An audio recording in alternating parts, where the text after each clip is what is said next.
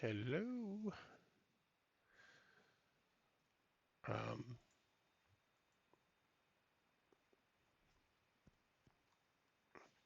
hey to all of you who are watching. Currently, it is 0, but hi to myself, I guess. Um, See if we can get a couple people in here before we get going. Could use a hand running some commands. Oh, oh, good. Nevin's in. Sweet. Of course, then when you are in the chat, it doesn't show you. What? Um, all right. Well, where we last left off. Where did we last leave off? Woke up. The mayor had requested that you come by. So you head to the office, and the mayor tells you, "Hey, there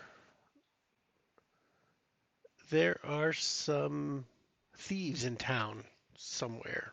News of them out in the forest in the north. Go look into it." And we're like, "Whoa, whoa, whoa, whoa! I'm not here for that. I'm here for the woman that died." So they respond. She responds with, "I'll pay you more." And you go, "All right, I'll do it." It pays us more, and thanks to uh, Webhead, we convinced her to pay us more. Um, so we went and did it. We went to their camp. There it was. Nobody was there, but we found out there was a hi peep, hi peep lover. Uh, we found out there was a camp, but and they had a warrant or a bounty out for a barbarian fighter who we learned was the mayor. She had used to be a fighter, and there was a bounty out for her. Um, so these two thieves tried to claim it. You headed back to town to go inform her, and you get there to find out that they're at her house about to attack her. You jump in, you fight the Titch, the skinnier guy, while the heftier guy gets beaten by the mayor and Buttercup, her dog. Um, so you help fight him off. She explains how she used to be a member of a group of bandits, and she left because she realized that what they were doing was wrong, and nobody in town knows that. And so we had she told us her backstory. She used to be called the Wolf of the Road, I think is what it was. So another wolf, that's great. Might be the there's a murder. The murder in town might be her. It might be. I don't think it was the bandits. The fiance was still flirting with other girls even while he was engaged. The druid was turning into a wolf without knowing it, and the violence that happened to it was very wolf-like. Um, and that's where we're at. We headed back to the tavern after we talked to the mayor, and we got a long rest in. I need to open up my player character. Jinx in motion. Now I gotta remember what these things do. Lesser Amulet of the Beast. I'm gonna attune to these before I do anything, because this is smart. I'd be smart.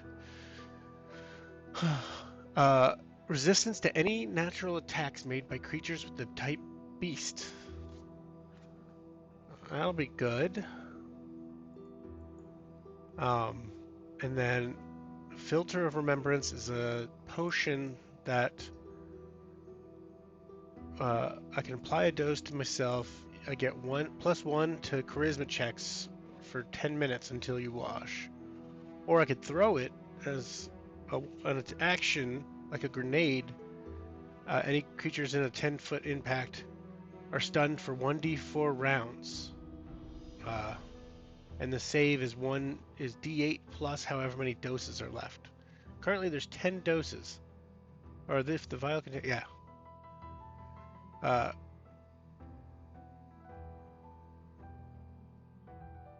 and I also have the Silver Star, created by holy orders to protect common folk and the monster hunters alike. The Silver Star is a rare, wondrous item. It has a single charge of remove curse within it, with a range of touch. When used, the Silver Star glows brightly and discharges a star-like motes of energy. So, I got these available to me, if need be. And I don't really have enough gold to do anything to go. Well, I could buy another potion, but I currently have one. I think I'm good there. I have 4 inspirations, and for those who don't know, the inspirations in this game stack.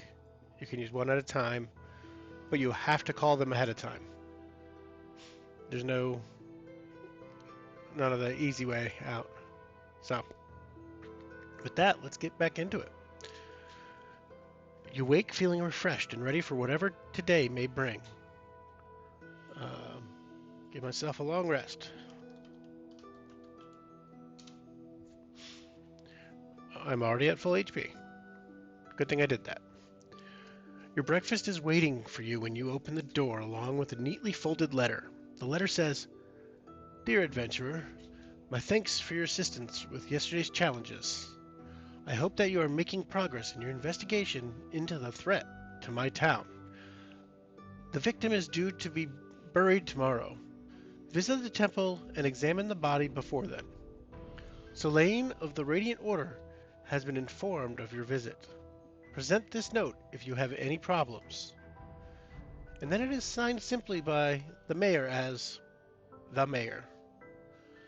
Guessing that any thanks at all are the mayor's way of gushing with gratitude.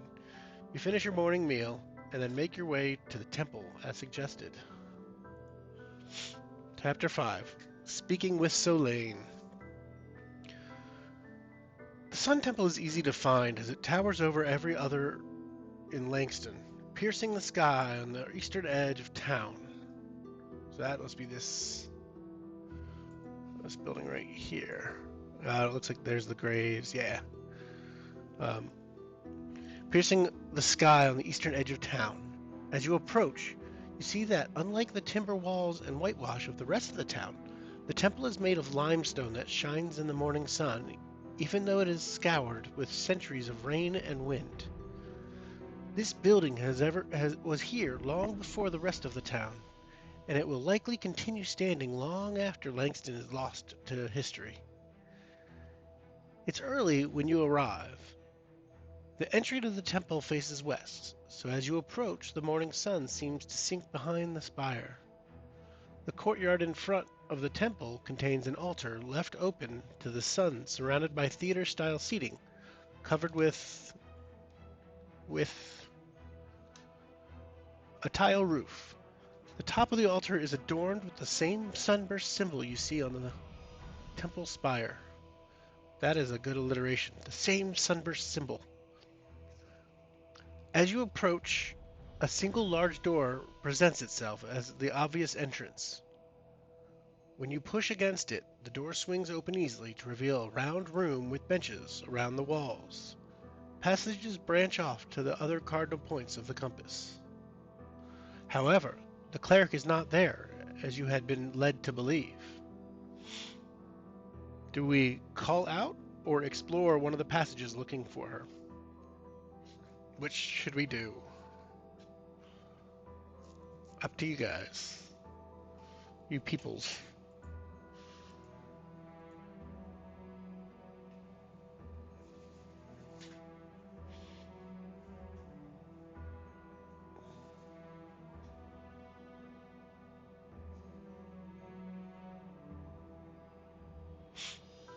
I'm up for either.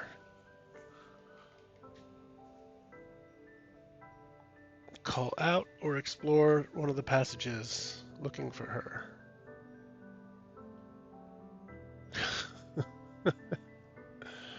Guess we'll call out. Can't say no to that.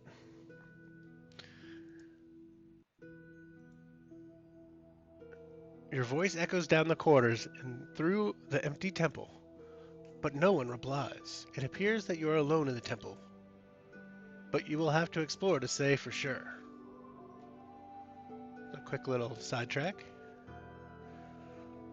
From where you're standing in the central hall, the passage to the north appears to be a library of some kind. North is library. Passage to the south opens into the dining hall. This means that the western passage must lead to some kind of rectory or series of chambers. If you haven't done so yet, you can explore the library, the living quarters, or the dining hall.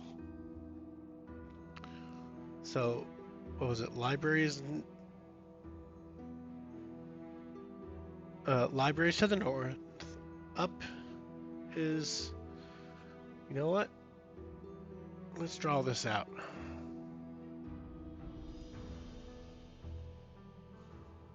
Oops.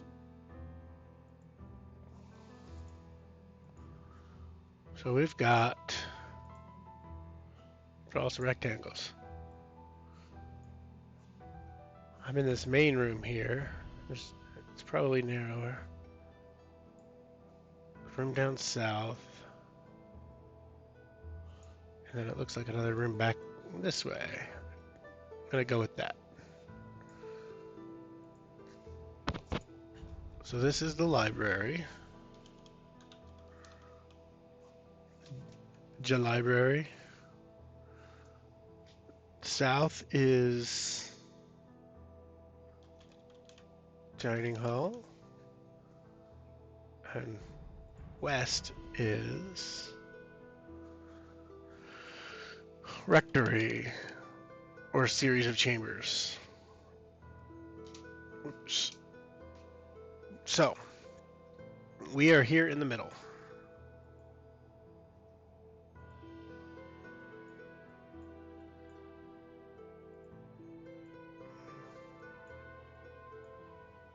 Do we want to go north, south, or west?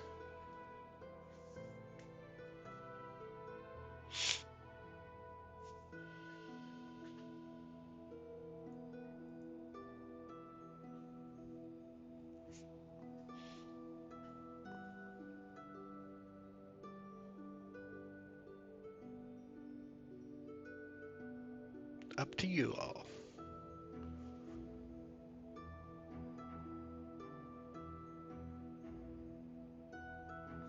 N for north, S for south, W for west.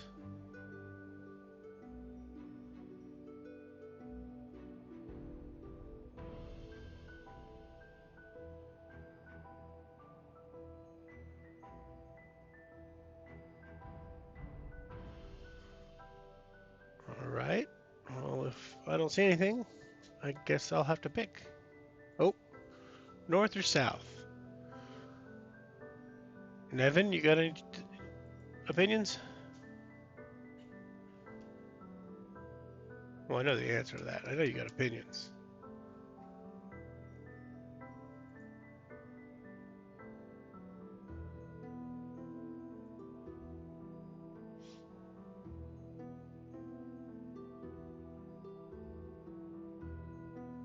All right, we'll go north. Go explore the library. A large door to the north opens into a sizable library with several reading tables in the middle of the room. The three walls you can see are completely covered in bookshelves. A small stack of books and scrolls also rest on the table.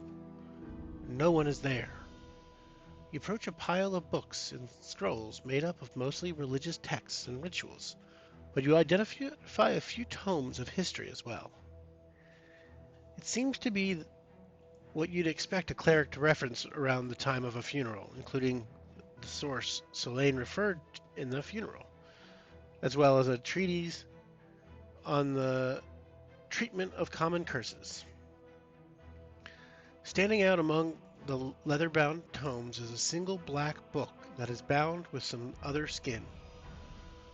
A tarnished metal lock lies open on this tome, and its title is written in a script other than common. Read the book on curses or examine the black book.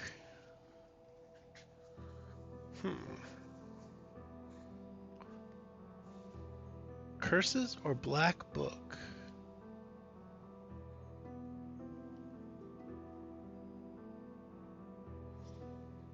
Let's see, if I was stumbling around, I don't know if it would matter. I'd probably read curses. It sounds like that one's closer first. I'm going to go to the curses first. This book is titled simply Compendium of Curses, 17th edition. It is bound in leather and is ridiculously thick, with hundreds, maybe thousands of entries. The scribe who wrote the tome included helpful illustrations of the curse's effects, diagrams of wards against those curses, and embellished sections outlining cures where they could be had. Do we open it to a random curse or determine the cleric's interest? I'm gonna just open to a random curse. That sounds very very drunken master.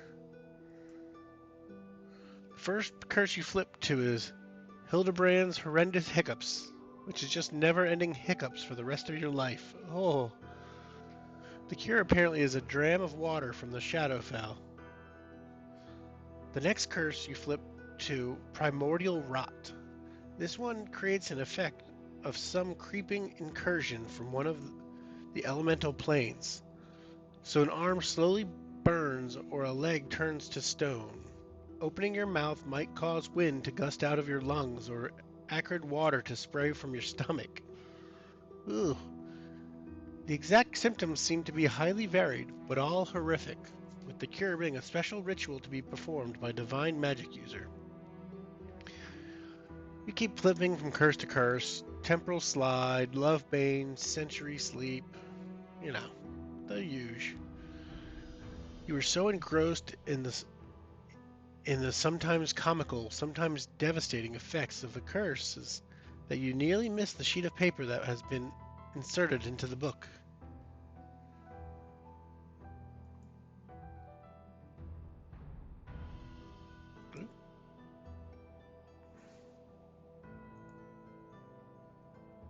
What? That's not supposed to do that. Okay, there's a broken link. We'll go to it this way. 288.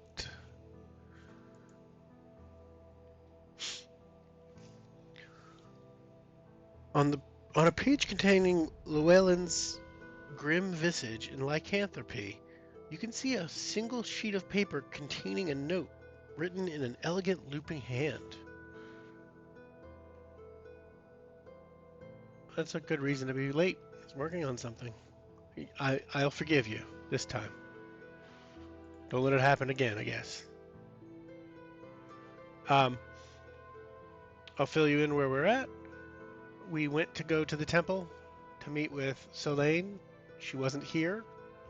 So we are walking through the temple. We started off going to the library, and that's where we are. We found a book on curses, and there was a page poking out of this on this, where there was on a page containing Llewellyn's grim visage and lycanthropy. You can see a single sheet of paper containing a note written in an elegant looping hand. Despite the elegance, however, there are some words jaggedly crossed out, and small watermarks mar certain words. It looks like the letter writer was crying as they wrote. The letter says, "Dear Tomlin, I write to you as a truly changed woman. I have returned from my pilgrimage needing you, your strength, and your love more than ever. The journey to my order and back was harrowing, to say the least. Yet, when I arrived in Langston, instead of a lover, I have a wedding to officiate. And while I can find it in my heart to love and forgive you, I fear that the darkness blooming in my heart will not. Forgive her, because I must tell you. And that's where the letter ends. There are words throughout that are scribbled out as if the author has been overcome with some emotion as they were writing. Do we... Ooh. Okay, that's strange. Do we want to keep this letter or put it back and act like we never saw it? Or is it evidence? I don't know. I think stumble in there, pull up a sheet, read it, gossip for later, take it.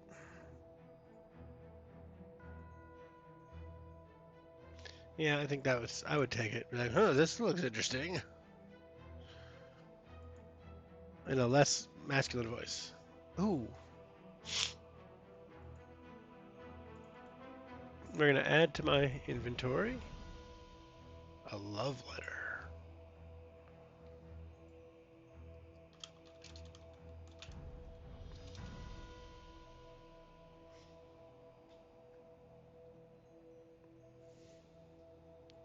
All right. If you haven't done so yet, you can examine the black tome more closely, or you can leave the library and look for something elsewhere in the temple. We'll examine the black tome after I blow my nose real quick. Excuse me.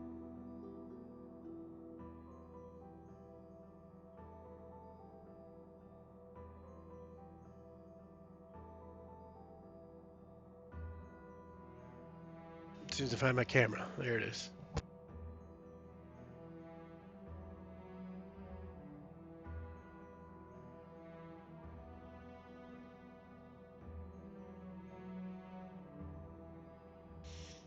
All right. The black tome is bound in something similar to leather, but rougher, almost like shark skin, but with less regular spines and bumps. It smells faintly of brimstone and is oily to the touch, though your fingers come away from the material dry.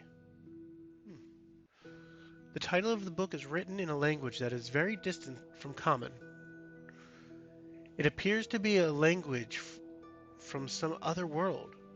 The jagged symbols are imprinted on the title in an unsettling deep red. Do I know celestial, infernal, or abyssal? Let's see. Languages. Orc. Yeah, no. If you don't know any of the languages, you can use a spell or ability that lets you read other languages. Don't have that at my level 1. So we'll go to 240.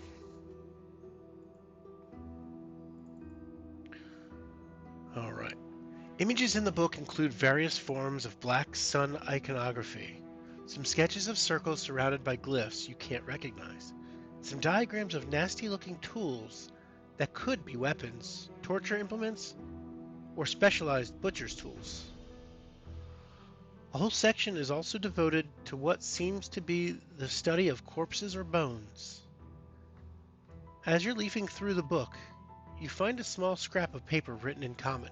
It says, "This one," and it marks an entry that has images of what seem to be animated corpses.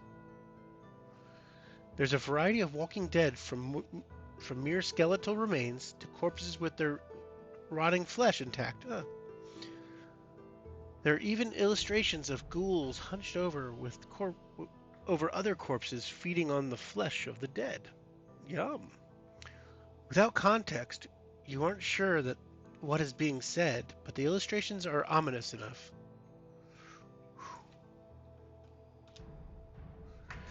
If you haven't done so already, you can examine the Book of Curses, or if you have nothing else to do in the library, return to the hall. 296. From where you're standing in the central hall, the passage to the north appears to the library we just hit. The passage to the south opens into the dining hall. This means that the western passage must lead to some kind of rectory or series of chambers. If you haven't done so yet, you can explore the library, living quarters, or dining hall. Do we want to go to the living quarters or the dining hall next? Or take a seat and wait?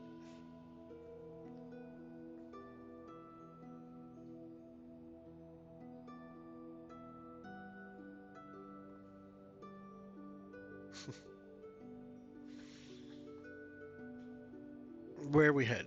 Living quarters next? Alrighty. So Lane's got to be in there. You see several empty monastic cells with doors standing open. It's like a video game explorer. Yeah, we're just gonna follow the right wall. That's the trick, right? You go around, that way you don't miss anything.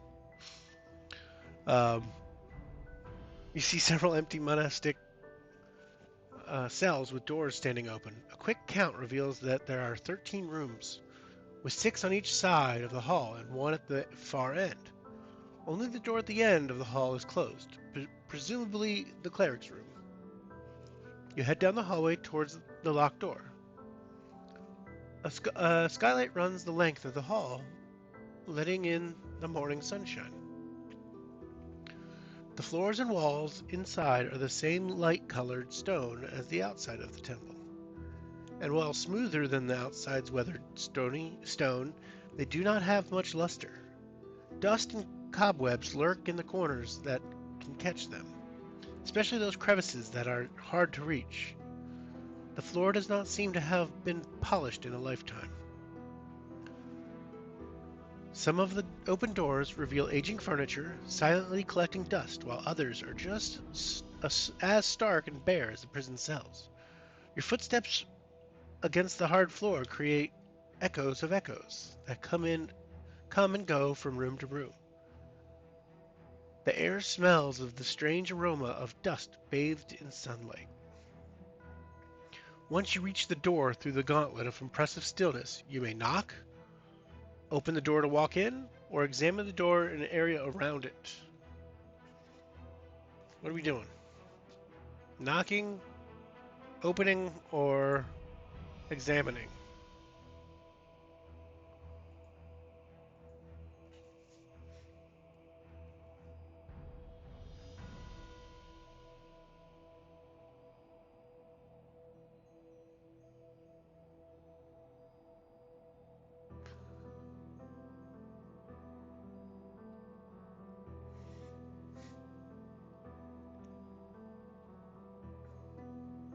No, just gonna straight up walk in. Love it. Let's do it.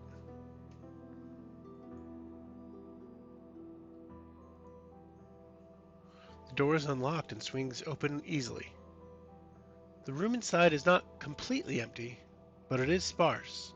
It consists of a single bed, a bare chair, a bedside table with an envelope on it, and a wardrobe constructed of pale wood.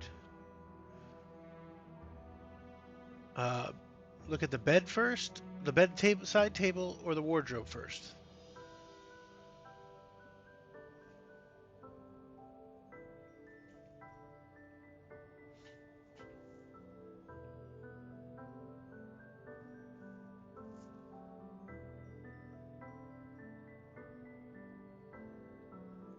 Bedside table or wardrobe?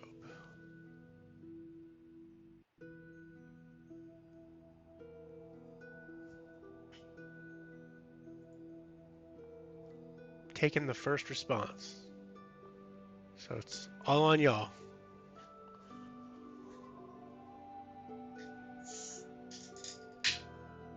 That's not the response I was hoping for.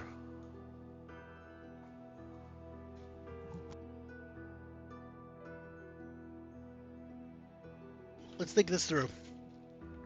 You walk into a room.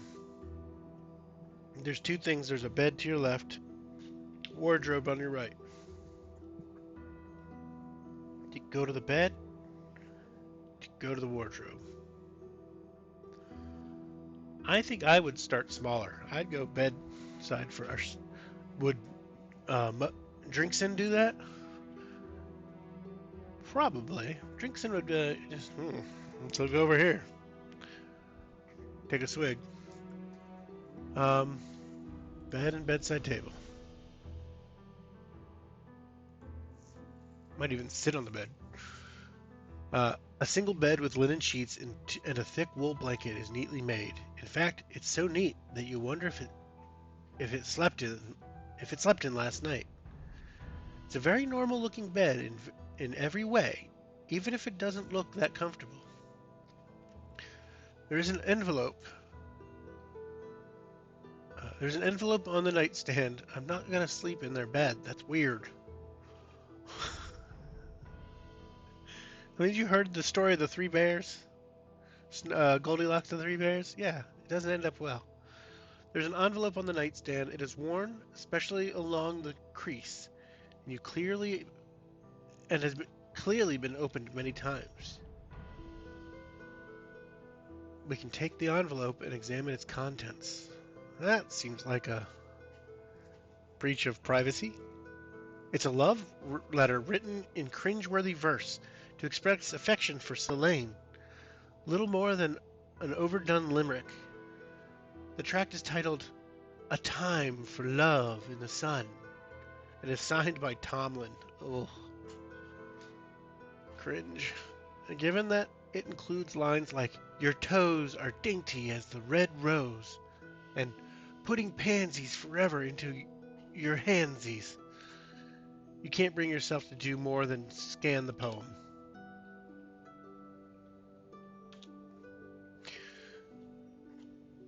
Nasty. You feel no value in taking this? Nay, nay, nay. You feel no value in taking this, and you are surprised Selene keeps it at all. Every line was worse than the last, and you feel dumber for having read it once. You put the poetry back in the envelope and return it to the nightstand and hope the gods have mercy on whoever wrote it. If you haven't done so yet, you can look at the wardrobe, or you can leave an entry.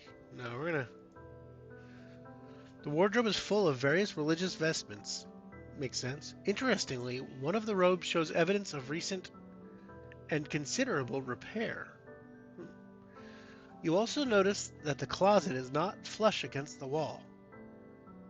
You can see something that seems to have fallen or been kicked behind the heavy piece of furniture. Uh, uh, Left something, or we can try to move the wardrobe or use a magical item. We don't have a magical item, so we're going to try to move it. Strength check. Oh, goody. I am awesome at strength. With my 10. We're going to take this, we're going to use an inspiration.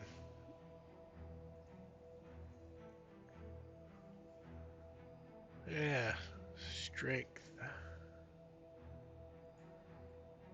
An advantage. Nope, that's his normal. I want advantage. First roll of the night. Whoa. Oh, thank goodness for advantage.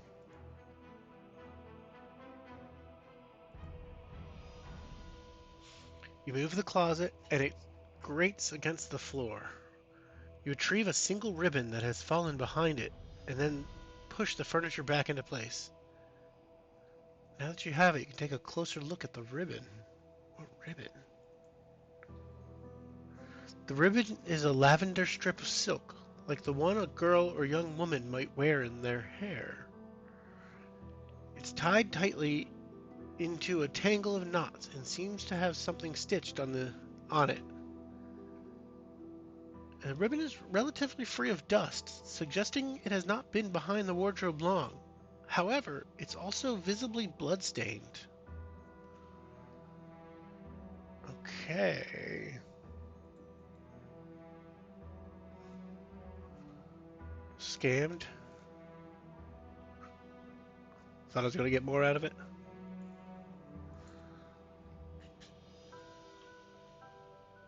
And I wonder what the weight of this is. Embroidered silk SILK ribbon. Okay. If you haven't done so yet, you can look around the bed. I've done that. Go back to the front. Turn to the front hall. Yeah. Interesting. We haven't been to the dining hall yet. I guess we'll go there. And then if we don't find her, we'll just sit and wait. This passage is essentially a foyer leading to a pair of double doors with one left open on stuck hinges. I mean, I am a little tipsy at this point. I've been drinking since I woke up. So I could probably use something to eat. The walls are bare except, let's see. Inside is a large dining hall containing 5 large round tables of smooth wood, each surrounded by 8 chairs. The walls are bare except for tall windows with frosted glass letting in the morning sunlight. At the far end of the room, there's a door that leads into an adjoining kitchen.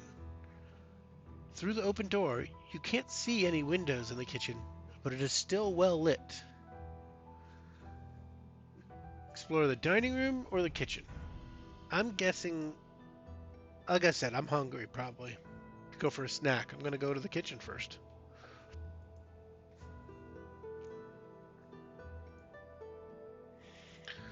The kitchen is windowless. That's nerve-wracking a little. But glowing orbs set into the ceiling provide a warm yellow light. The kitchen includes an indoor water pump over a wash basin, a dark iron stove, and a single setting of a plate, a bowl, and cutlery neatly stacked by the wash basin. One person eating. The stove is stacked with one each of a pot and a pan and a cauldron hanging in the unlit hearth.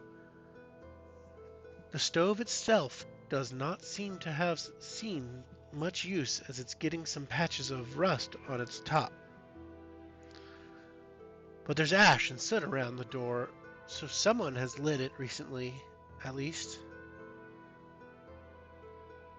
A heavy wooden door is set into a darker granite frame. Looks like it could be a larder or a cool storage of some kind. If you look at the stove or the larder? Stove or fridge?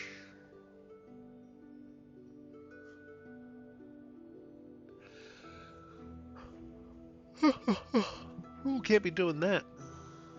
Stove. Stove it is. Just because it's hard to type the word larder. The stovetop looks like it hasn't been used in some time due to the dust on top of it. However, there is a considerable amount of ash on the floor. Looking inside the stove, I'm on to you, Webhead. I'm on to you. Looking inside the stove, you find the charred remains of some articles of clothing. Explore them or put them back. We're gonna explore them. Take a closer look at the burnt clothes. What would the related tool proficiency be?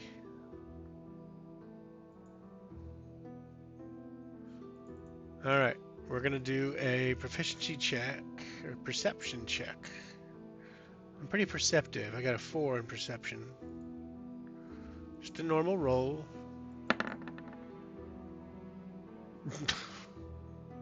Super perceptive. It's just burnt clothes in the stove. The clothes seem to be made from white cloth, now charred and blackened. You also find some fresh-looking stitches here and there, but can't quite make out the pattern. Alright, time to look in the larder. No food yet, that's kind of weak, but... You open up the larder, and it's noticeably cooler in here. Despite the cool darkness, you see wilted vegetables and sprouting potatoes. A moldy heel of bread sits alone on a shelf as if forgotten. Ah, moldy.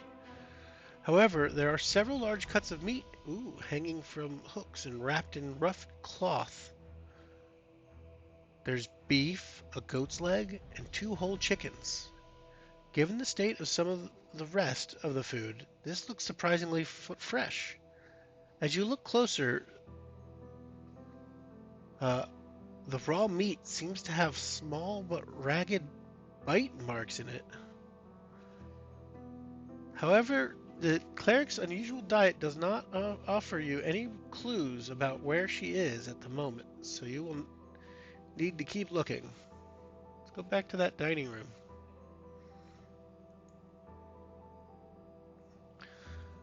Dining room is an expansive room lit with natural light. Each of the larger round tables neatly stowed in a state of disuse. Judging from the layer of dust on all of the furniture, no one has sat at these tables to eat or converse in a very long time. That's sad. The sense of loneliness in the unused space of this room is palpable, but there is no sign of Selene or any activity here. Interesting. Go back to the main entrance. I guess we'll just sit and wait. If my mouse will agree with me. You take a seat and wait for a bit, even looking down the various passages to see if she somehow managed to sneak by you. But the cleric still has not returned. You entertain yourself by looking around you. The gold inlaid mosaic on the floor is spectacular. You kick at the gold for a moment and realize it has been magically fused to the floor itself in the same sunburst motif that is used throughout the temple. Further up, aging tapestries hang on the walls depicting some epic event involving holy magic and evil undead. The tapestries rise up the walls of the tower, alternating with the windows, overflowing with morning sunlight that dances in floating motes of dust. To pass the time, you can examine the tapestries or take a closer look at the mosaic on the floor. I think I'd be...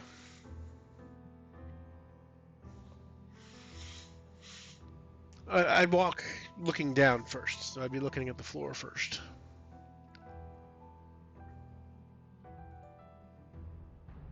Like kick a random piece of stone or something.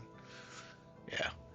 At first, you think it's a beautiful bit of tilework depicting the same sun symbol adorning the rest of the temple, surrounded with concentric rings of sunbeams and rays.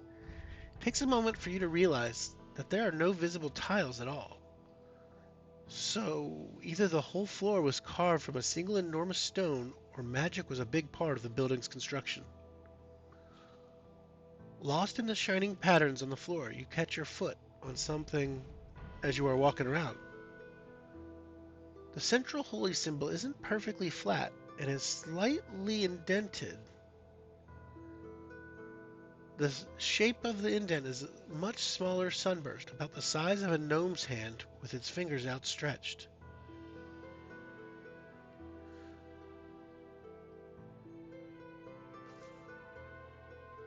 You can visually examine the indent, use a mason's or thieves' tools, or a weapon.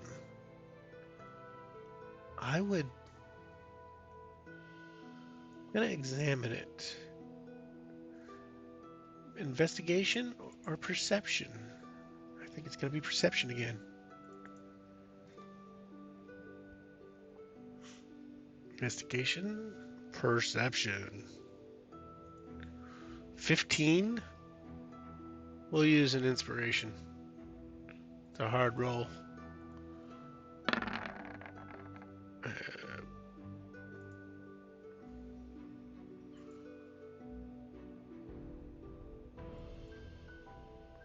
15, yes.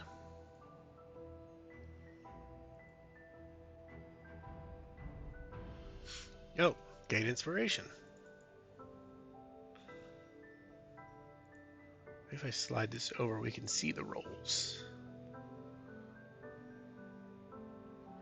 Ah, calm down. Why are you taking so long? And scoot that over. Scoot that over. Come on. Scoot, scoot, scooch. Scooch. Why are you being a jerk? Scoot. There we go. Computer doesn't like doing all this work. I don't blame it. Alright, let's hide my character sheet. There we go. Hairline cracks are visible, radiating out from the indent. They are even and manufactured, as if the floor might open. And upon a closer inspection, this looks like the right size and shape to accommodate a sun-shaped amulet like the one you saw the cleric wearing during the funeral. I could try to press on it with the sunburst shape. Yeah, I would press. Inspiration. What?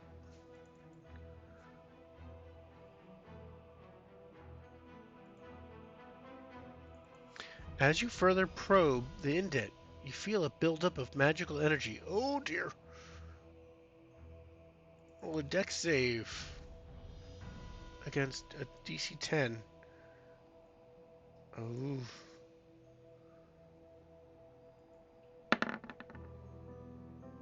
Oh, really? 1d4 of radiant damage.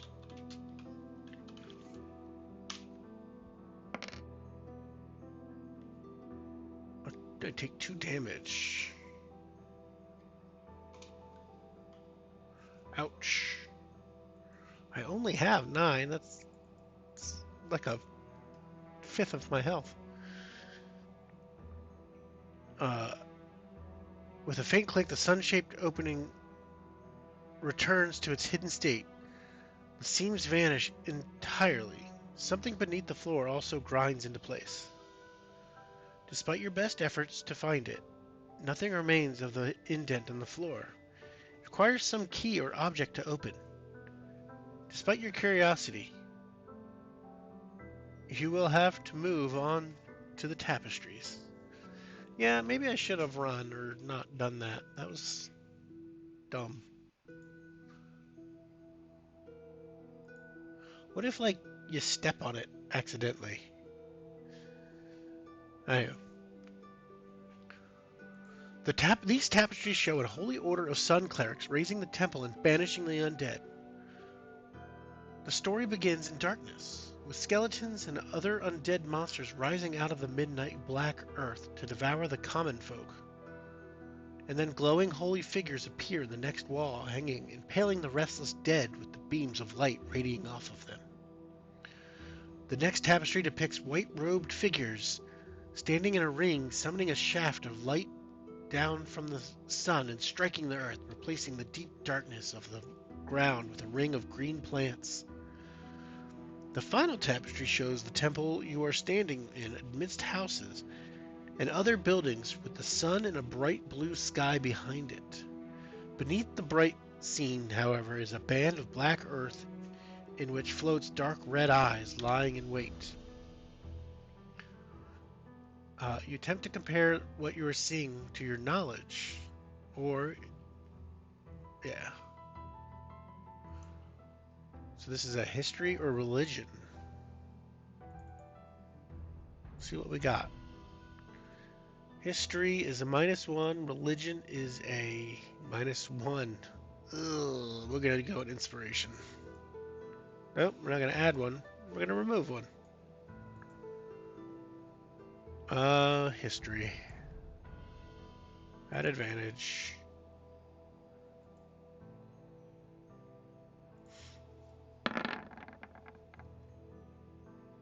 $18. I didn't even need it. You passed 257. Gain inspiration. I like gaining inspiration. That's nice. But it's gonna be one of those things where I feel like I need to save, and so we'll never end up using all of them. The tapestries depict an ancient order of sun worshippers. They erected this tower hundreds, maybe even thousands of years ago to prevent some dark magic or undead plague. Based on other similar tales, as long as one of their order remains present and dedicated to the light, the area is sanctified and no monster will rise from the grave. We've already looked at the floor. If there's nothing else left to examine, you must simply resign yourself to waiting for the cleric.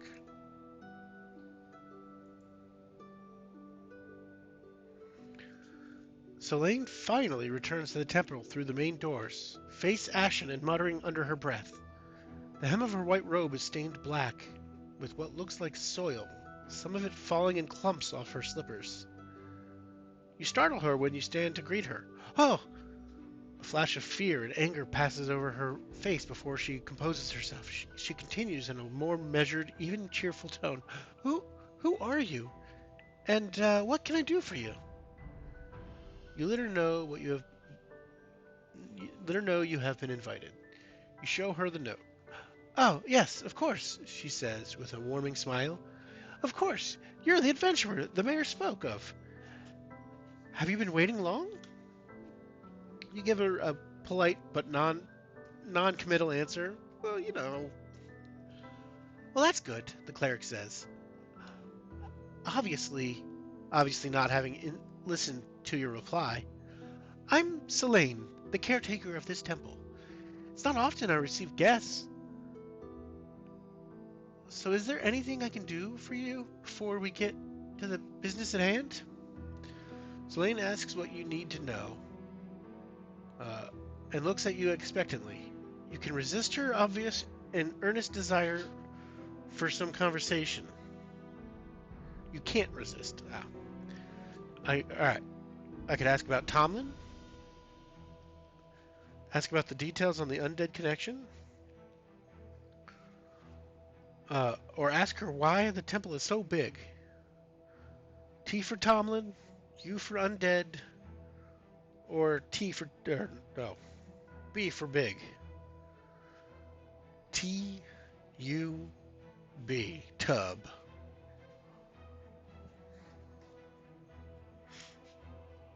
T. Well, there's the T's have it. Because Nevin's not playing. Alright.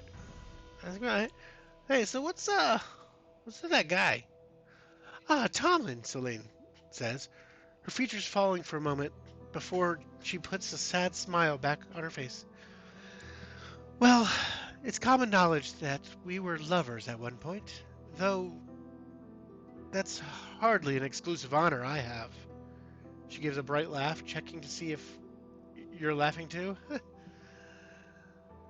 Still, he said that he would wait for me, and that I was his only love. When I was called back to my order's enclave, it seems he found his second only love. The cleric takes a moment to collect herself. The pilgrimage back to the Order of Radiant Light was difficult. The trip back more difficult. But thinking of him made this lonely temple more breathable, more bearable. Sadly, it was not to be. She takes another deep breath.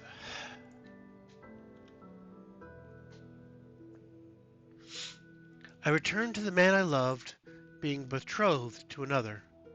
It was devastating. But I overcame it. After all, my duty is to all of Langston. You ask her why she's telling you all of this. Oh, this is all common knowledge around town, she says with an unusually broad smile. Better you hear it from me than the town gossip. So with that out of the way, what can I do for you today, adventurer? Temple and the undead or the size? U or S?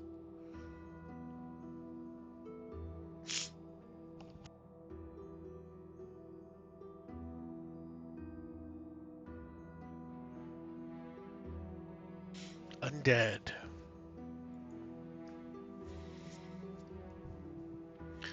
Selene looks shocked for a moment and studies your face carefully as she brushes at her dirty robes. Apparently, oh, excuse me, nose again.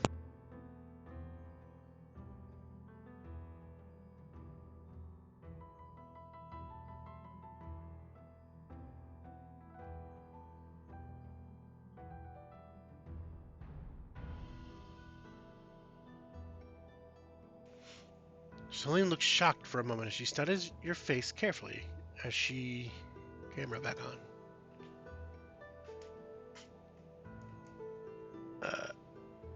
As she brushes at her dirty robes, apparently satisfied with what she sees, the young cleric takes a deep breath and gestures to the tapestries hanging around you both. This temple was raised hundreds of years ago, long before Langston was here. These lands were ruled by the dead. The Order of Radiant Light consecrated these grounds to prevent the dead from rising, but it was not enough. Some fell magic corrupted the soil, so that the dead buried in it rose again. Ashes scattered upon it returned as malevolent spirits. She pauses for a moment, clenching a fist and struggling with some overwhelming emotion. When she continues, her voice shakes slightly. So, to protect the land, a caretaker was installed. As long as the power of the Order of Radiant Light remained in the temple, the land would be still. At least one member of our order has been present in Langston ever since. It is our duty to keep these lands safe as much as it is Roy's. You thank Selene for the story, but you aren't here for a history lesson. What can I do for you? Ask Tomlin. See how big the temple. Why it's so big. Selene looks around as if seeing the temple for the first time. Oh, it is rather big, isn't it? She says with a smile. Apparently, there was a time that being caretaker of the temple wasn't a solitary post. There was a whole community full of protectors, but that just isn't the case anymore. You ask how that changed so much over time. Most people don't even know why the temple is here anymore, she says, gesturing up at the tapestries hanging on the walls. But the temple is why Langston is here. The temple keeps the dead in their graves. Or it has until now, anyway. She trails off, and you're about to ask her more before she looks back at you with an unusually big smile.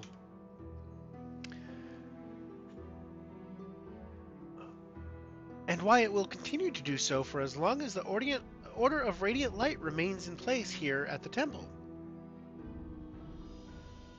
It only needs one of us to fulfill the terms of the spell, so I'm here alone, only going on a pilgrimage to my Order's enclave and returning before the magic can fade. She pauses, rubbing her hands on her robe, but still smiling at you. I won't lie, though it does get lonely from time to time. So thanks so much for stopping by. What else can I do for you?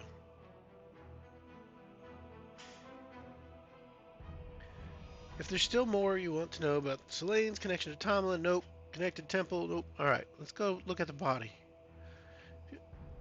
Asked her about seeing Maybelline's body. 289. 289.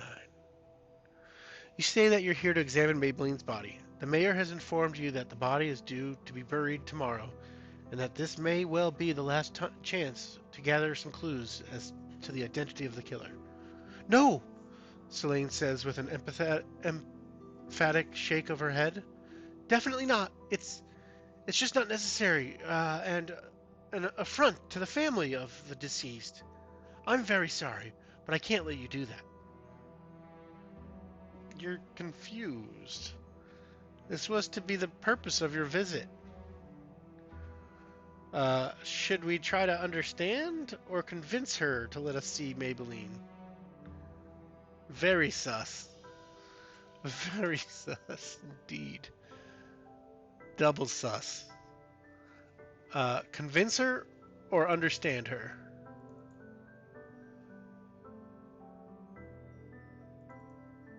What the heck? I I think we're gonna try to understand her resistance. What? Yeah, I'm confused.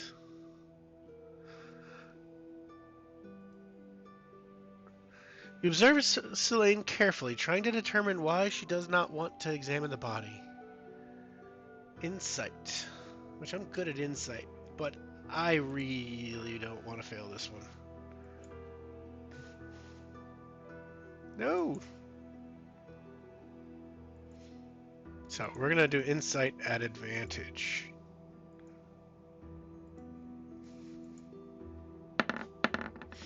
12. We need a 12. All right. Both of them were good. What are you talking about?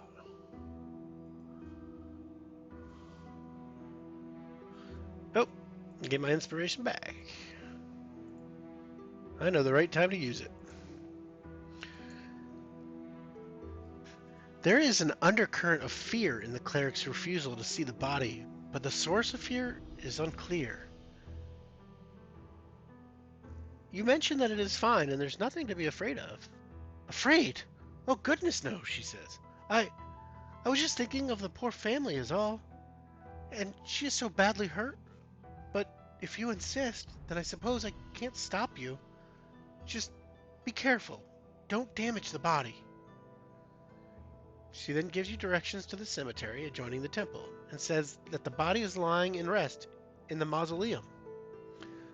The altar there is enchanted to prevent the body's decay as it waits a week for interment. All right, go. You thank her and leave. She smiles faintly and turns her attention to gazing at the tapestries. As you reach the door, you can faintly hear Selene begin shuffling back and forth, muttering under her breath again. You leave her to her one-sided conversation and head out of the cemetery. Following Celine's directions, you enter the cemetery from the north.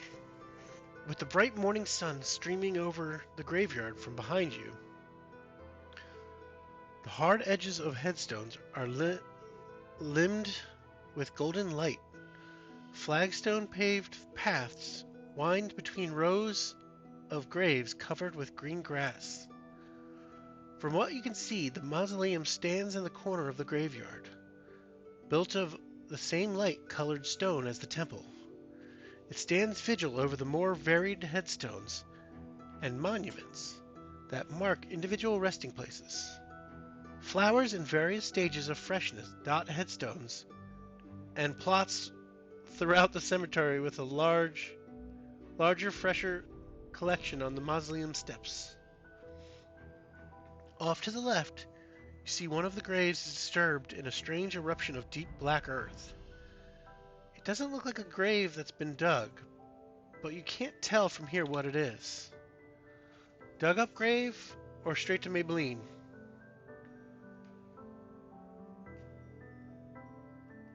I've got a job to do, and let's see Maybelline, but there's this dug up grave. G or M? Maybelline or grave?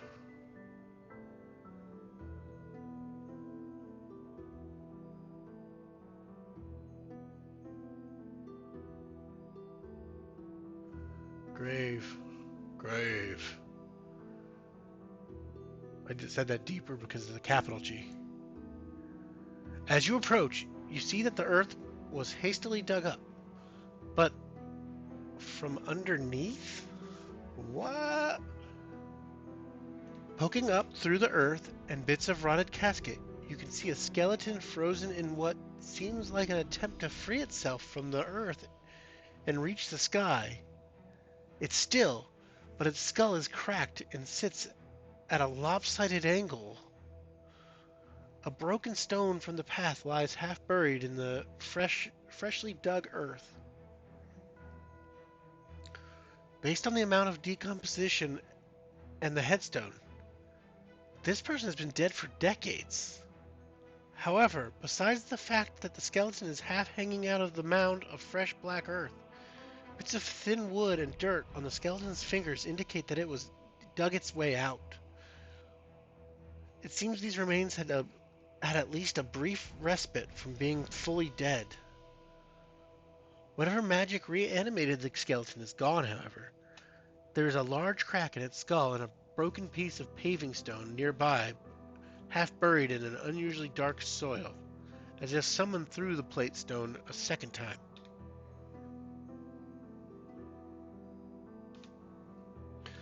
Though odd, you can't see anything threatening about the disturbed grave. It's time to do what you came for and examine Maybelline's body. Sorry, peep, can't run. The mausoleum is a stone structure. Oh, hold on. Getting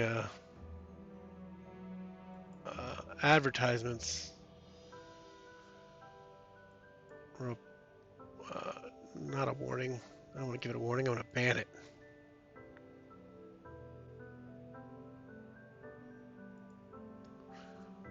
Advertisements for free views. It's cheating. The mausoleum is a stone structure with a large white limestone altar in the middle of the room. Banhammer, yeah, yeah. White limestone altar in the middle of the room. There are no windows, but it is lit with recessed orbs set into the ceiling, casting bright light throughout the structure. The body of a young woman is lying on the white slab. Even at this distance, you can see deep gouges across the woman's face, neck, and forearms. She clutches a ragged bouquet of pink flowers in her hands. A white sheet, presumably used to cover the body, is lying on the ground at the base of the altar. You freeze as the body slowly turns its mangled face to look at you. What? Oh! Ooh. With a snarl, Maybelline's corpse sits up from the altar and begins to stagger toward you. I think that means we change some music up. Come on, mouse.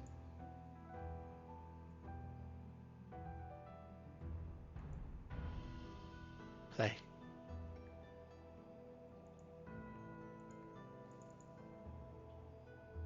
Alright, why aren't you doing what I need you to do?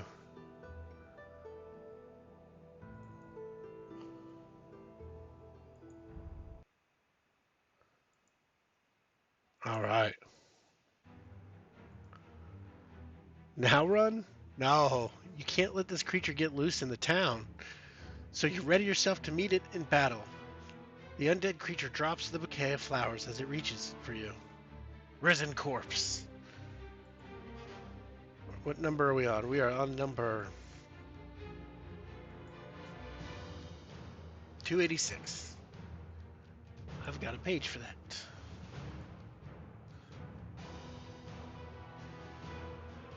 $286. Alright. And I've got a token for that. It is lagging tonight. It's something. What if I reset? Would that help at all? There's some glitchy stuff going on with the streaming tool where my mouse jumps around. What did I say? 286. Oh, wrong game. 286. Risen corpse. Right here. And drinks in motion. I'm within 20 feet. Network speeds? Might be. I'm Oh, I'm on Wi-Fi right now, actually. My landline stopped working earlier today. It might be that.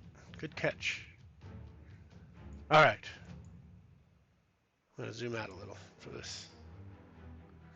All right. And then 22 HP. Oh, boy. Ooh.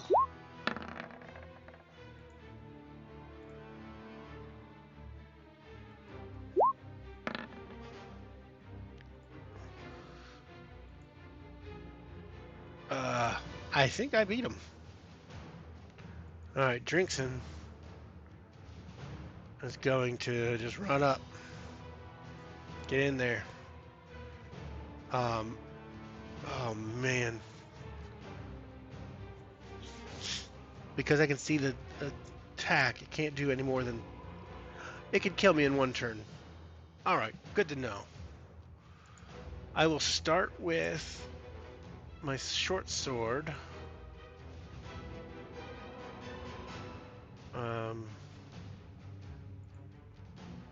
The normal roll. Oh, that's a hit of 8. Yeah, definitely beat 8. 7 piercing.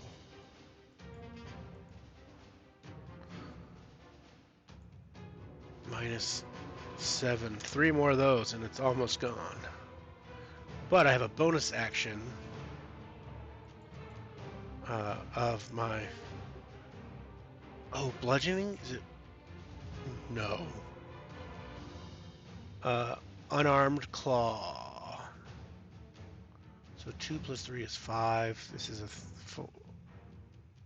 The unarmed strike is more likely to hit than my claws, and it does more. Yeah, I'm doing that. Oops. First that.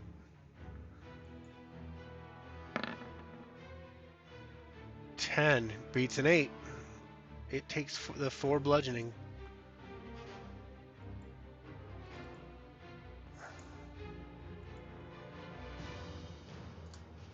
All right. No, not the ruler. Turn order. Okay, Risen Corpse's turn. Not Titch. Titch is not in this battle. Neither is my old me. All right. Now it's the corpse's turn. Please miss. With a slam. A normal attack. 14. I think I'm 15. I'm 15. Yes. All right. My turn.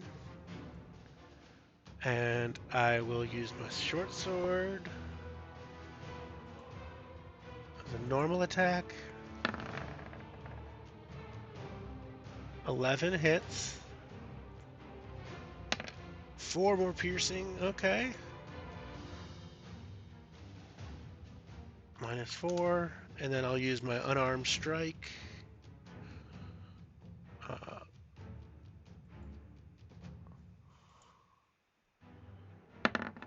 Come on. Yes, it's a hit. For an extra 6. Ooh.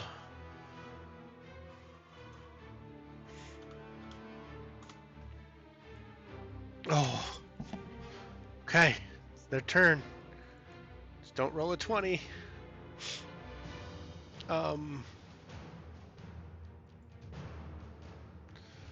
Try to slam me.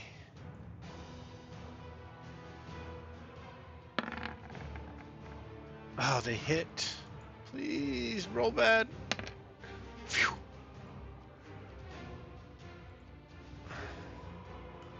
Minus 3. So I'm going to attack first because it could be over. And then I'll save my bonus until I know what happens here. Short sword, boom. 9. Do you think 9 is more than 1? Yes.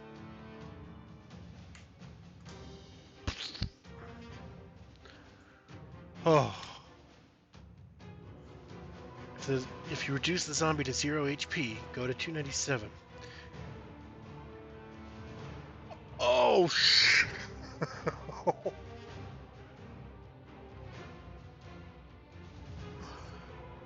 oh my gosh.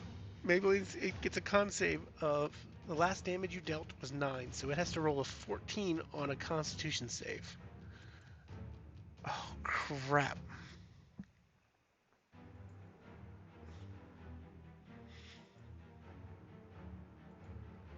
It's not an advantage, thank goodness.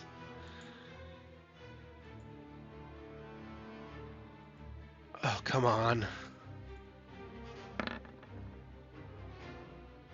Crap.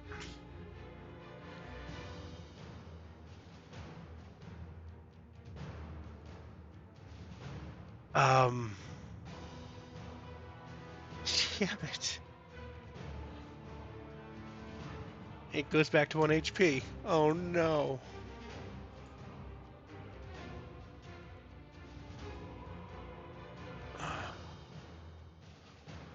Oh, it's turn. Oh my gosh. This could be it. This could be the game.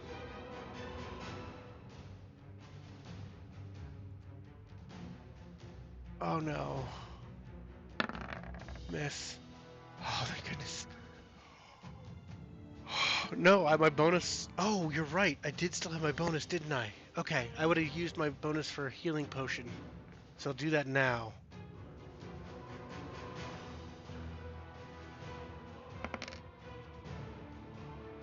Six. All right. Good catch again. You're good. You're good. I like you. Puts me at full. Okay. It attacked me. It missed. And then it's my turn again. And I will slice at it again.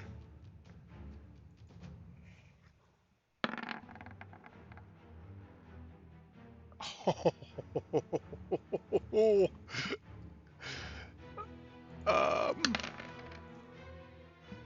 7? All I get is 7?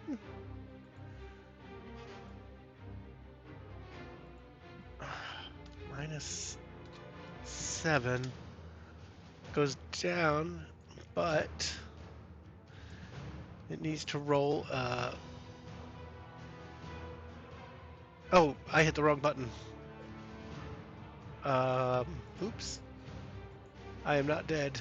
Not yet, at least. We're on 286. Okay. Ooh, well, that's what happens if you hit. And I would have had to start over with a new character, I guess, or one of the other maps. Okay. Okay. Do 7. I bring the zombie down to 0 HP. That's much better. 5 plus 7 is 12. So it's got to do a con save of 12. Fucking hate it. Oh, it's still up. That 1. I've got my bonus action. I will unarmed strike.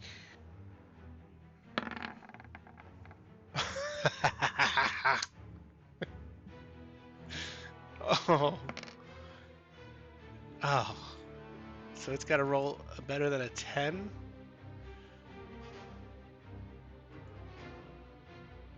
Oh. If it doesn't get a 10, I'm going to be amazed.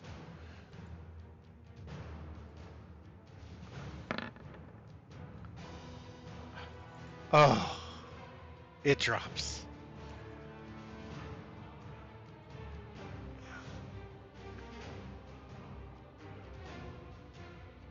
Oh, that was nerve-wracking.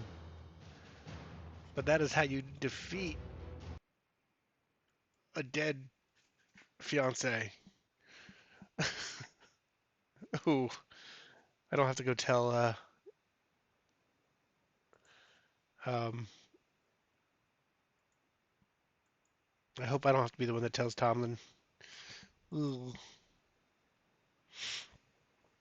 Uh,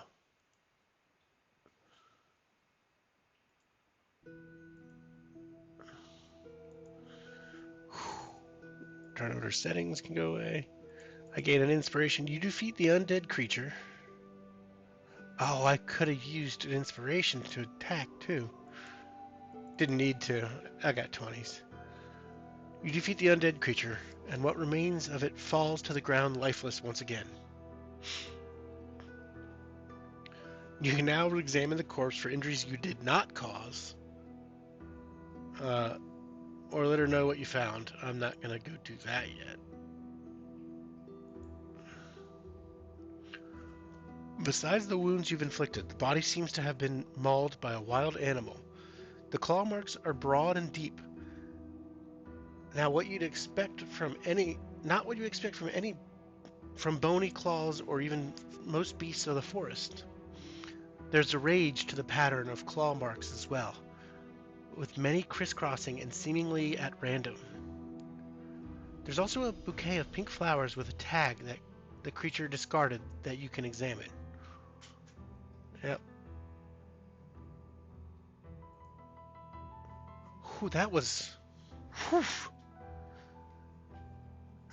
It's a bouquet of daisies accented with pretty pink flowers, but they're the only ones here in the mausoleum. You check the tag and it simply reads, "Rest well, Maybelline." It's signed by Tomlin, the herbalist. The flowers are crushed and broken, the only ones that the zombie picked up from outside the mausoleum. The only ones that the zombie picked up from outside the mausoleum. With that information you've collected, you need to go back to the temple and let her know what's happening.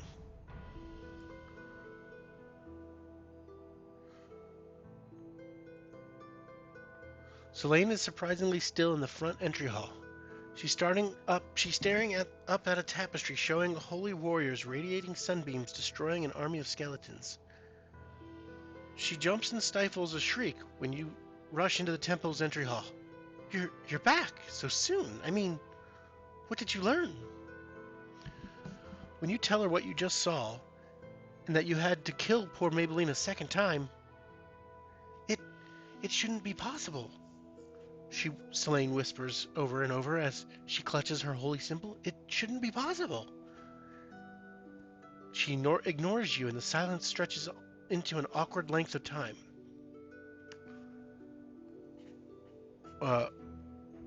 I am going to interrupt her here.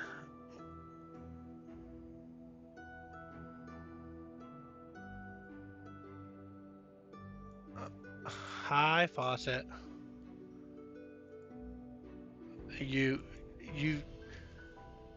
for everybody in my chat, Fawcett is also doing the obvious mimic stories.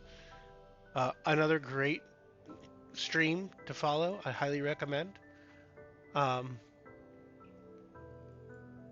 After you watch mine, of course, though. I saw her a little bit last night after my stream. Saw them a little last night.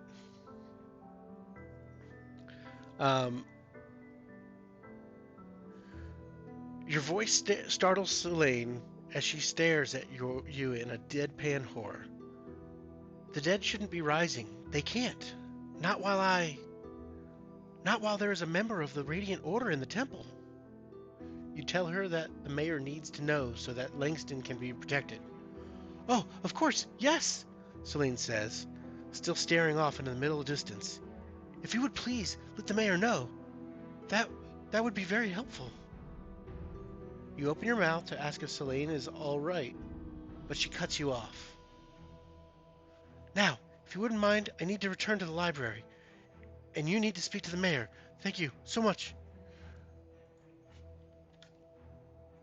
Alone in the silence of the temple's entry hall, there's nothing more for you to do but to return to the mayor at town hall. You leave Selene anxiously talking to herself at the temple and hurry back to town hall.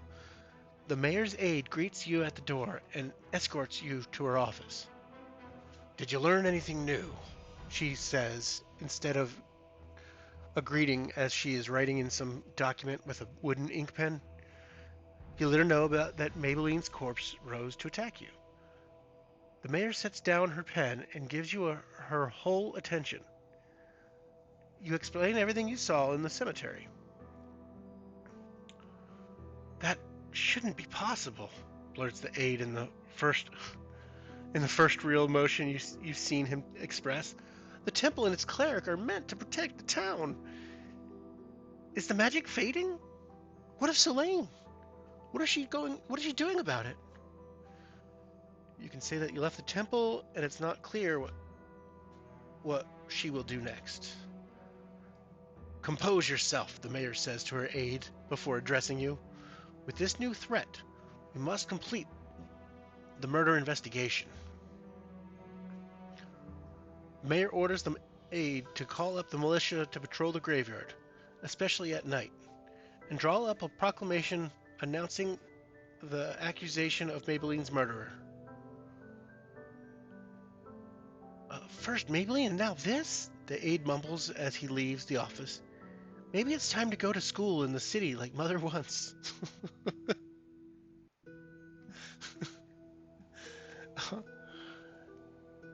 We could use your help patrolling the streets tonight, the mayor says.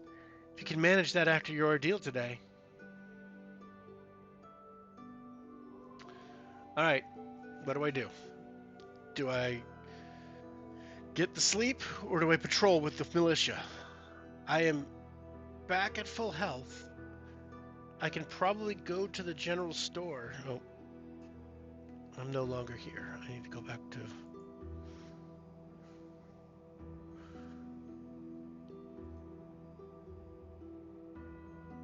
Come on, there we go. Back to town.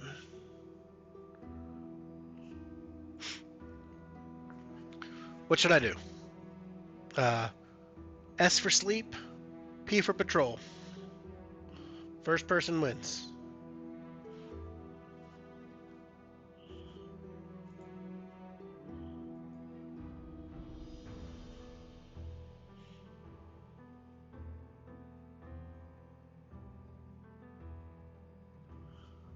While you're doing that, I'm going to go to the store while you guys are figuring out what I should do next. I'm going to go to the store and buy a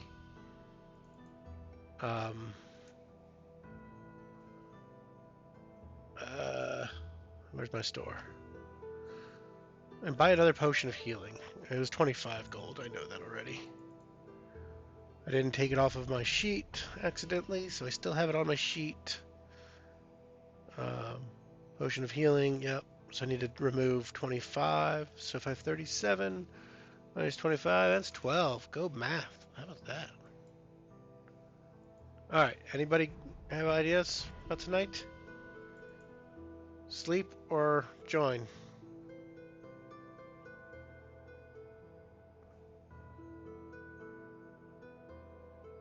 Still here, Webhead?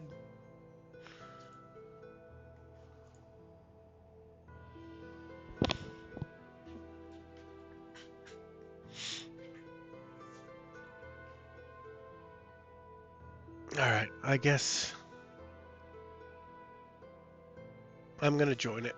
I think that would be makes the most sense. I'm like, yeah, I'll fight. Why not? I've been drinking all day. What is that? Alright.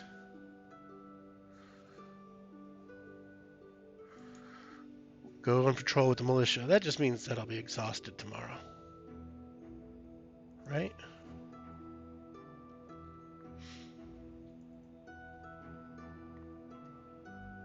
Gain an inspiration.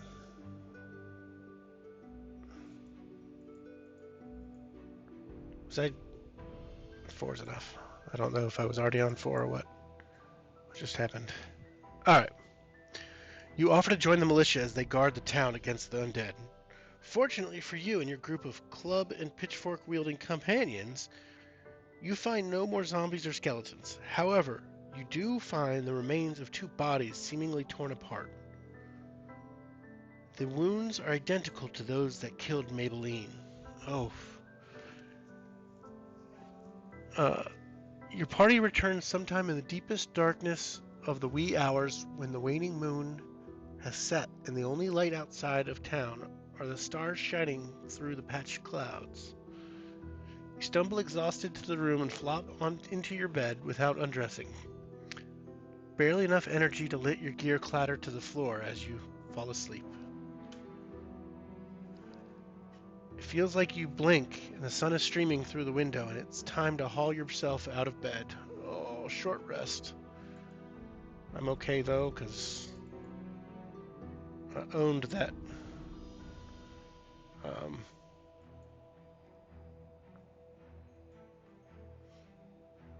My goodness.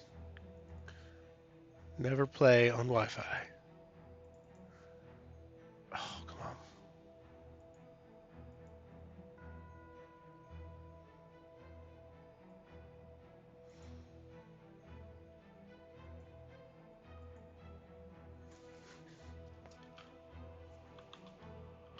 Short rest. Shore rest is not a thing in this campaign. But short rest is. Didn't need to do it. Checking outside your door, there is no breakfast this morning, so you gather your things and search for some food. You find the mayor sitting beside a bowl of plain oatmeal and a cup of tea waiting for you.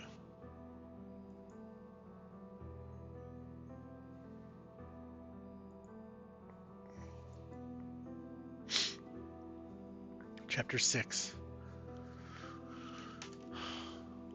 What time is it? I'm gonna keep going. Let's do it. A tray of food is waiting for you on one of the tables across from the mayor, who is calmly waiting with hands folded and a cup of tea steaming at her elbow. You sit down to eat, and her face tightens in what you assume is her smile. Today, you will make the accusation, she says. The whole town is likely to attend. We will do it in the town square. You acknowledge that you are ready to accuse someone of killing Maybelline. I am? Okay.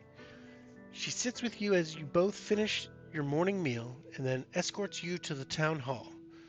Since you helped the mayor rid you of Horace and Titch, silence remains, but now it's taken on a companionable quality lacking any previous awkwardness. Sweet. The mayor nods and then says, with the added threat of the undead, we must resolve the murder investigation quickly.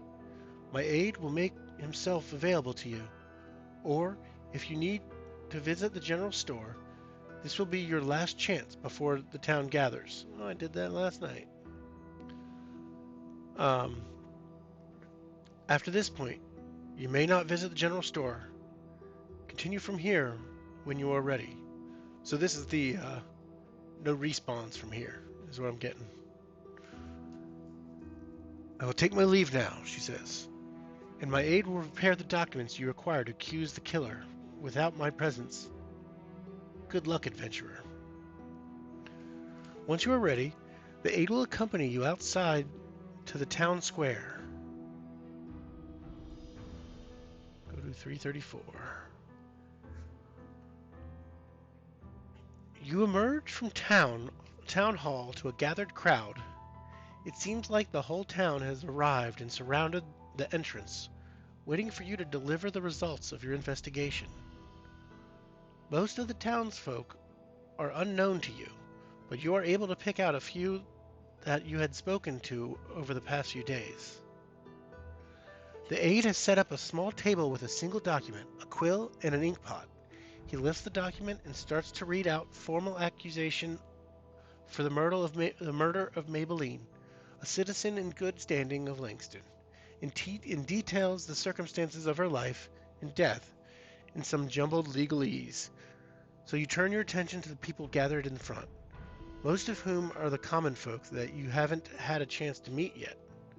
Towards the front of the crowd, however, you can also see the now familiar faces of Tomlin, Roy, Selene, and Mayor Anathram. Accompanying the mayor, you see a few militia members standing at ease, but with long clubs hanging at their belts. Tomlin is standing at relative ease, an attractive young woman standing close enough to him to touch, but barely not do so. But close enough to touch, but barely not doing so. Roy smiles at you as you emerge, his nose and cheeks still ruddy with his illness, but his eyes bright and clear. Selene stands alone in the crowd, her white robes a stark contrast to the homespun clothing of most of the townsfolk, and her face is drawn with apparent exhaustion.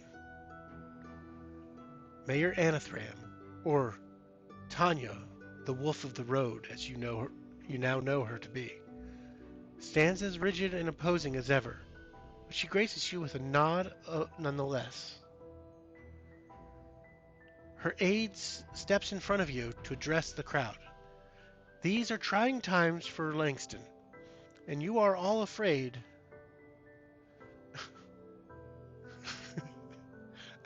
Just read that as if it was a demand. And you are all afraid. Maybelline's death was tragic, and she was taken far before her time.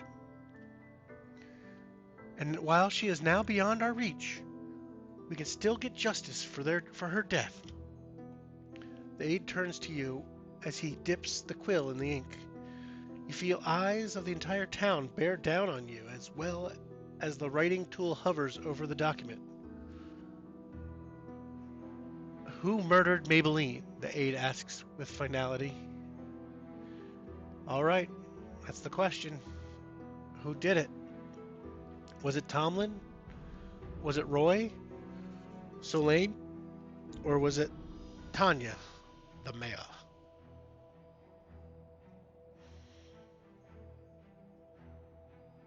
Webhead, you've been here for most of it. You want to make a guess?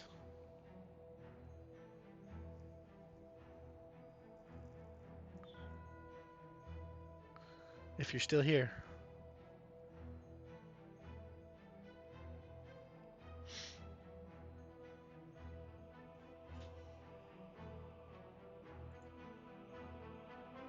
I know who I'm picking. But I want to see guesses ahead of time. Nobody? Bueller? Bueller? Oh.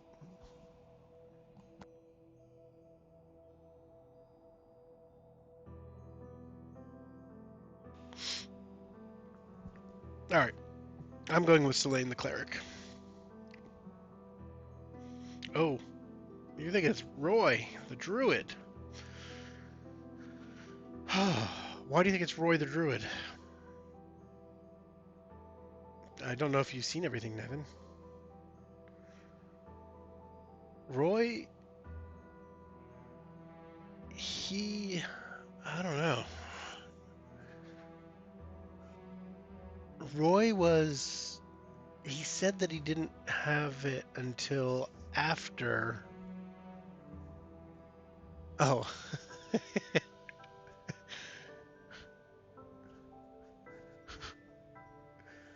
It's good.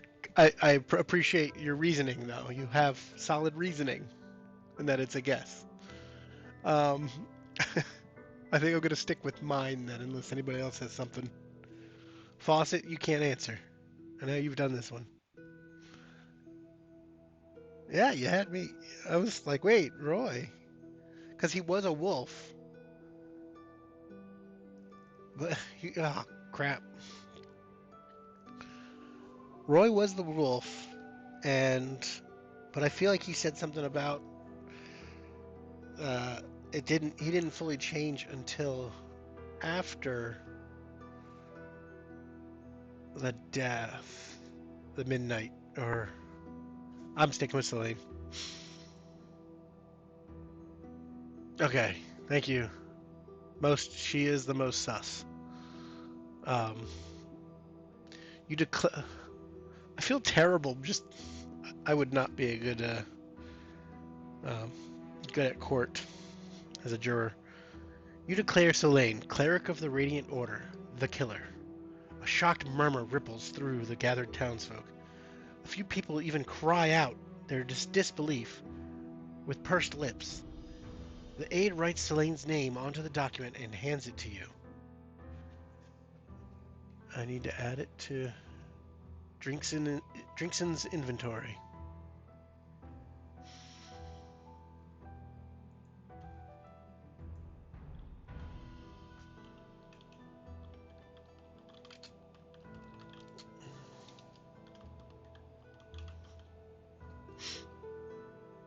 All right.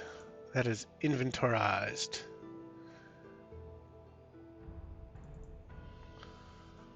It's clear that the aide also doesn't believe you. Do you have any evidence to back up this claim?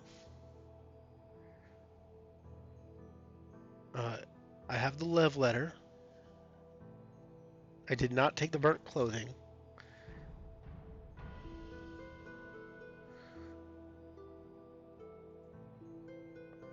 You present the love letter to the aide, and he reads it. His face flushes a little. Selene's face darkens as she recognizes the sheet of paper. What does it say? Cries out a voice from the crowd. What is it? Calls out another. Please, Selene says quietly but surprisingly firmly. Please don't. It's a personal letter, the aide says, from Selene to Tomlin, confessing deep romantic feelings and hinting at something else. Motive, maybe? The mayor says, but hardly evidence. Do you have anything more substantial? We have the silk ribbon. I would give that as well. You present the silk ribbon you found in the temple as evidence of the deed. Maybelline's ribbon, Tomlin shouts. Selene, how did you get it? Selene is at a loss for words, her mouth hanging open. Tomlin rushes you, reaching for the ribbon, but stops himself. I gave that to her for her birthday, he says. Her last birthday. And she was wearing it on the night. On the night you killed her. Eyes flashing with anger, Tomlin spins on Selene and raises a fist. Luckily, two men from the crowd rush forward and hold him back. Chest heaving, he shakes them off but returns to his companion. He jumps as she touches his arm. But when he looks over at her, she seems to find some composure. In the meantime, the townsfolk have backed away from Selene, leaving her small and isolated. But she isn't looking at you. Her eyes are fixed at Tomlin, and her mouth is pressed into a thin line. Ahem, says the aide as he adjusts a collar. So, have you any other evidence to present? If you haven't done so yet, and have them in your inventory, you can present. I don't. Or you can let the case rest. Mayor Anathram says, I think we've heard enough. Take Selene into custody. So that's it? Selene says as two militia members approach her. Don't you want to know how I did it? The two men pause just outside of arm's reach. They look at each other nervously. The smile that spreads across her face has no trace of the meek kindness that she's shown so far, and it hints at a growing madness in her. Come closer, and I'll show you. Sensing the danger, the two militia members flanking Selene reach for her just as the cleric doubles over in what seems like excruciating pain. Then an angry, crackling, ripping sound emanates from the slight cleric's body. It bulges and ripples, splitting her white robes as muscles and fur sprout from her body. Limbs elongate and her face twists into a bestial muzzle. And through it all, the crowd stands in rapt horror. The only sound is Celine's pained laughter, which drops into a guttural snarl.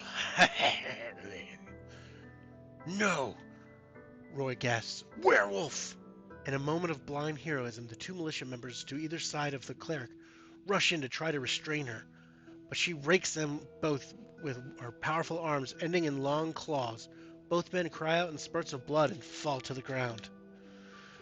Tomlin's new woman clings to him as the cleric changes, and Solane howls with rage. You, she says, pointing at Tomlin, you are now and always will be mine. She charges at her former lover, teeth bared and saliva streaming.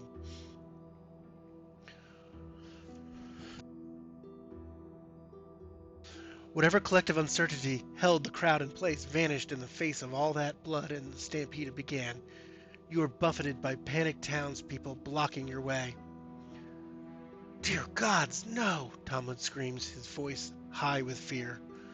Powered by rage and her unnatural strength, Selene snatches him up with a clawed hand as if he weighed nothing more than a rag doll and bounded through the crowd. Through the tumult, you see her leave a trail of fallen townsfolk, most nearly knocked to the ground, and she reaches one of the walls of the buildings nearby. She scrabbles one-handed up the roof, her claws leaving long slashes in the whitewash and wood. Reaching the roof, she pauses to let out a long, keening howl before sprinting across the rooftops, moving to the east toward the temple. Arm yourself and go after her, Mayor Anathram yells. She takes over crowd control, directing some citizens away from the danger while calling out to rally militia members scattered among the throng of panicking townsfolk. Break the curse if you can, Roy calls out, touching a hand to his chest. We'll tend to the wounded. He then drops to the side of a fallen militia member. The druid begins chanting, and his hands glow green as he lays them over the men's wounds. Not hesitating, you sprint off through the streets of Langston towards the temple.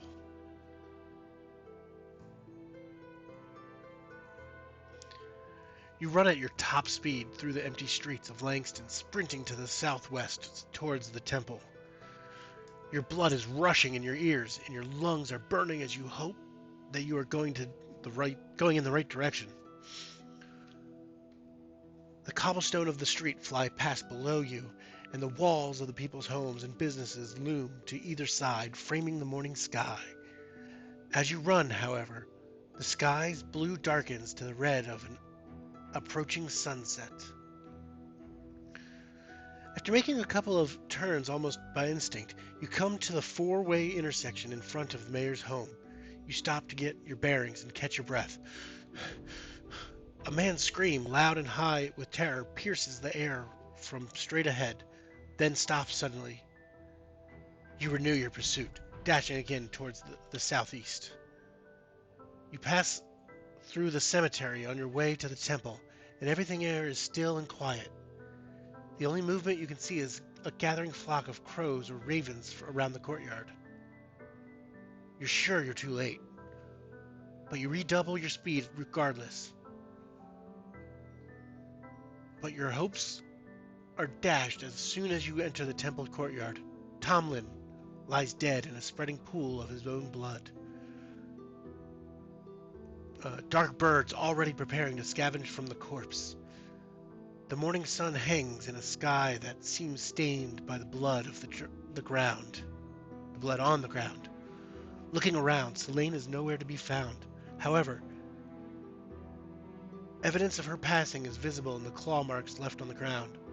A trail of blood and the smashed-in door to the temple. Oh. Do I charge in or do I examine? What do I do? Quick. I don't know.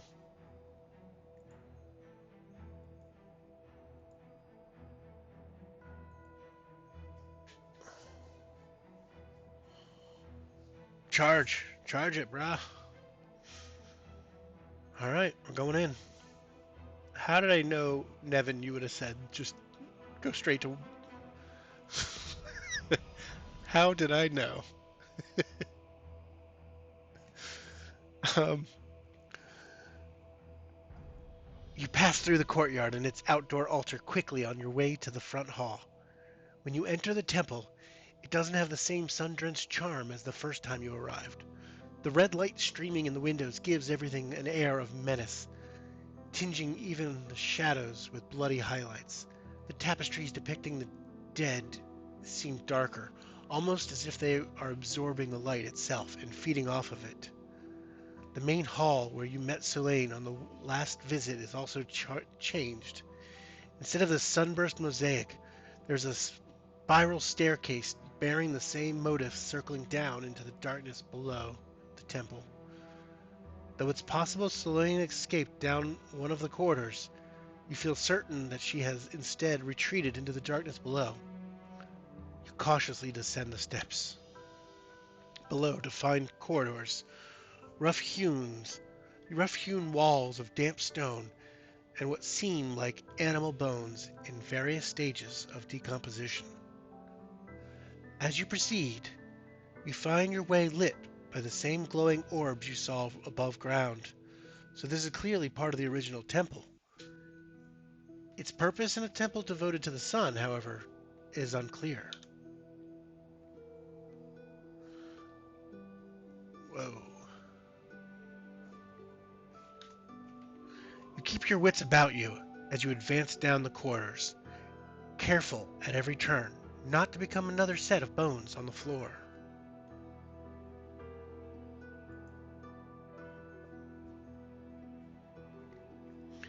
In the dim light of the magical illumination, you quickly figure out that while the corridors twist a couple of times, they all lead to the same place, a large chamber where it seems Selene has made a lair for herself. When you arrive, the cleric is still in werewolf form and crouching in the center of the room. She stares at her bloodied claws, huffing out canine whines. You approach cautiously, but there's nowhere to hide, so you make no attempt at stealth. She notices you immediately, but doesn't move from where she is. "You shouldn't be here," she growls. "Go away!" Alright. Try to talk to her or take action immediately and end the threat.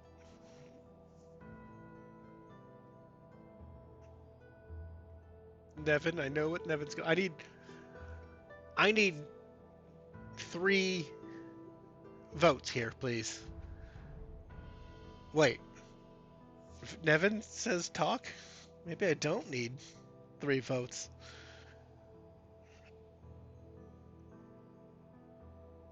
How about you, Webhead? What you got?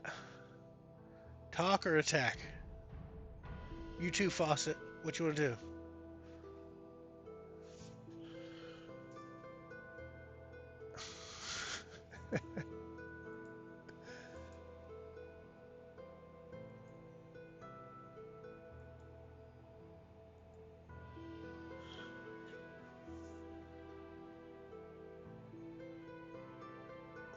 Webhead, you there?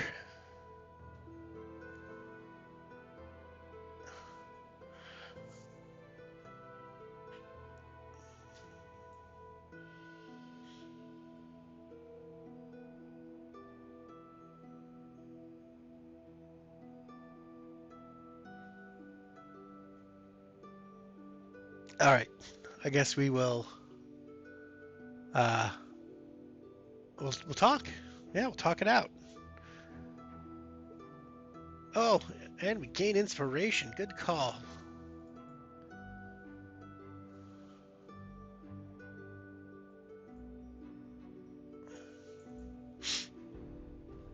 All right. You indicate that you just want to talk. Well, we're just here to talk. Take a swig of my flask. She narrows her eyes and a lip curls back from her fangs as she considers your presence. She then licks her muzzle and relaxes a little. What do you want to know, adventurer? You've at least bought a little time to find out more about Maybelline. Uh, Ask her why she killed. I'm going to ask her all of it, so. Uh, or start from the beginning and find out how she contracted the curse. We're going to start from the beginning.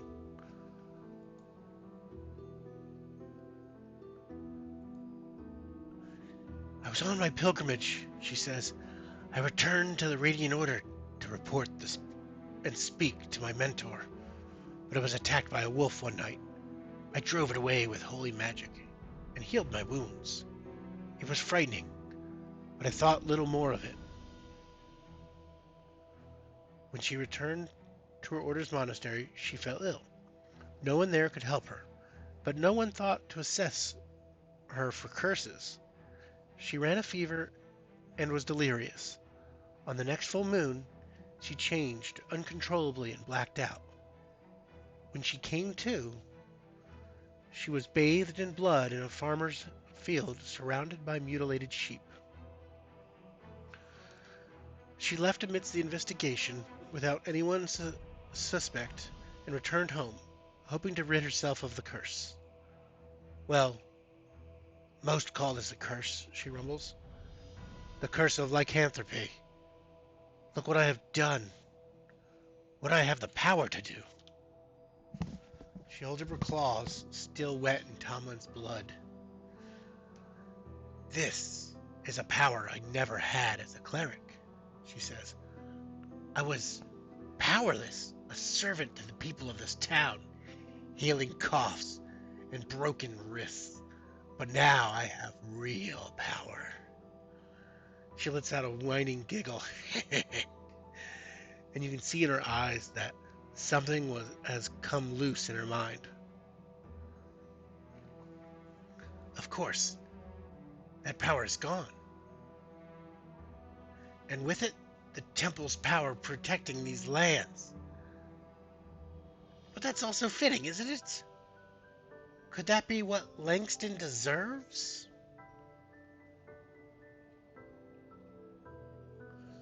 I'm going to ask about Maybelline.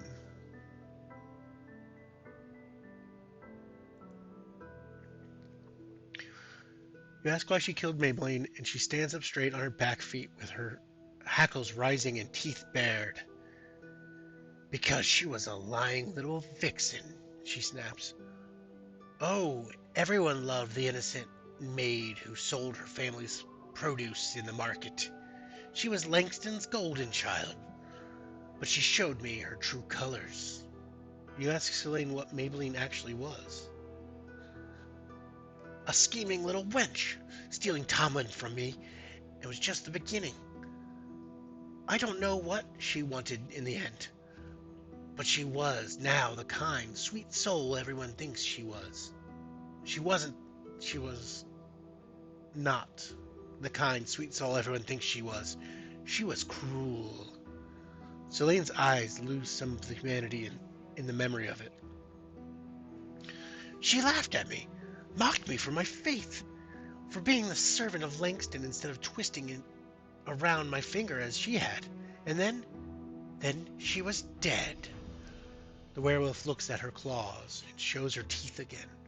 You realize she is smiling, and you can see her humanity slipping further away. And that felt good. She looks up at you. The eyes that meet yours were not those of a devout spiritual leader. They were the eyes of a killer. And you are suddenly sure that if you don't do something quickly, you will be next. Let's ask her about Tomlin.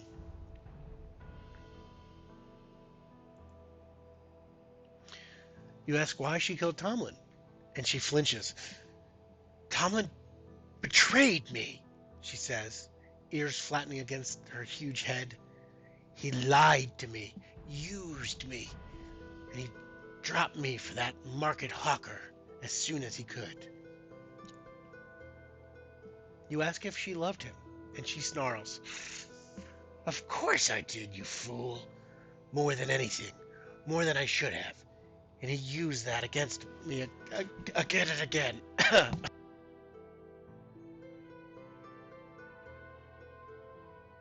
Ooh, that's a rough voice. There's a violent anger coiling in Soleil now, and she starts to pace. If only he had chosen me. This could have been different. Everything could have been different. She starts shaking her head, clenching and unclenching her hands. Uh, all right. Now, do I try to get her to come in peacefully or attack her and end the threat against Langston?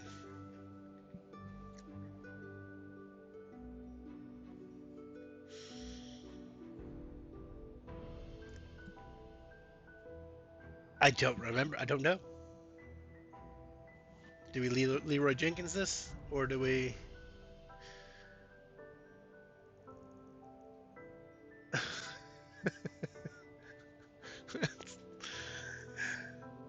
This is this is not an XP. This is a milestone leveling system. But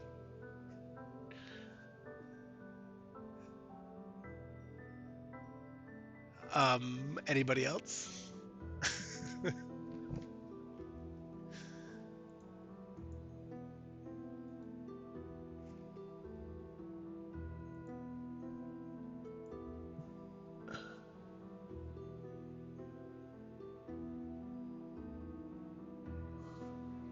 5, 4, 3, 2, 1. All right, we're attacking.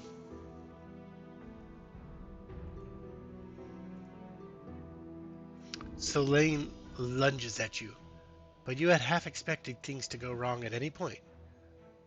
Uh,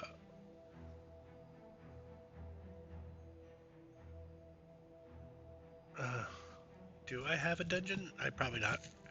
But I do have an amulet, or the Silver Star, which a rare one has a single remove curse within it, with a range of touch.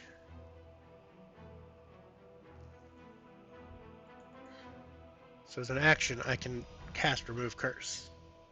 I think. Is remove curse an action?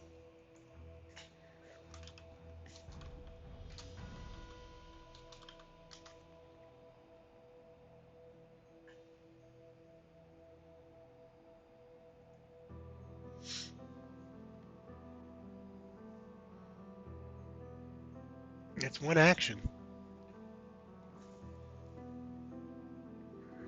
So I'm attuned to that. Um, as well as this Lesser Amulet of the Beast, which gives me resistance to beast attacks. Uh, this includes attacks made by shape changers. Oh, what are the odds that I got something that works on that? So I set him an attack. She clenches and unclenches her claws as she growls. You've always heard the werewolves and other lycanthropes are immune to any ordinary weapons, but this is your chance to put that to the test. She's watching you carefully, clearly unsure of what to expect of you. Draw the moon shard. I'm guessing that's the silver star.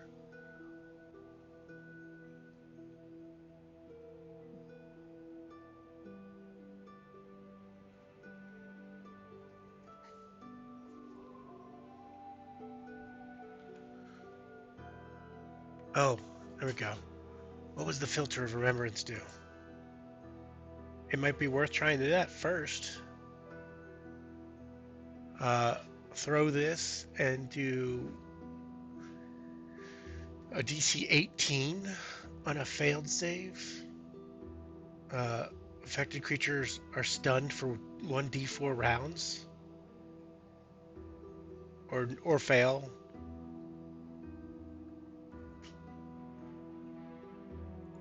Well, let's do this. Oops, not that. Let's do this. 350.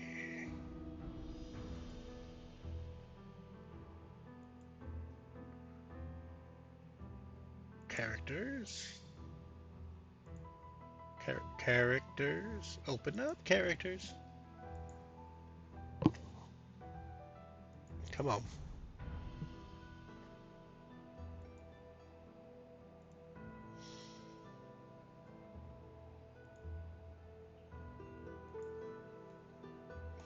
Inexperienced werewolf. Guess we're in that room.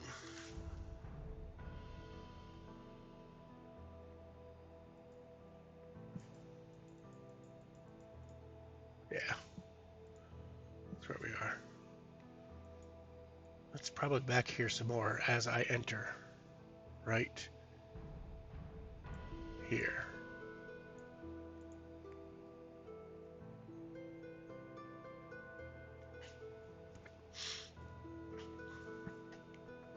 Alright. So I get a first attack. I think the filter of remembrance makes the most sense. A 8 plus the number of doses left. It's got 10 doses. So wisdom save. Let's get a wisdom save of 18.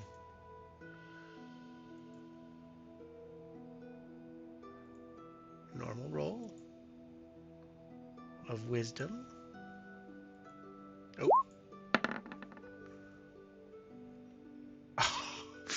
Ah.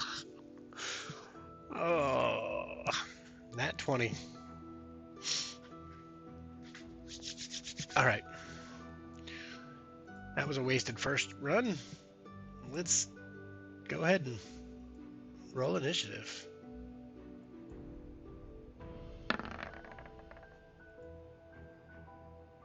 Alright.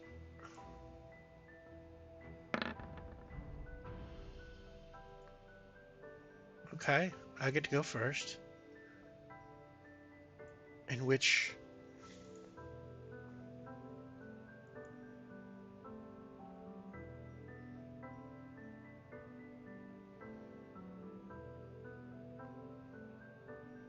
I am going to run up to her with a successful attack roll. What's her AC? 11? Oh. That's doable. 12. Why does it say 11?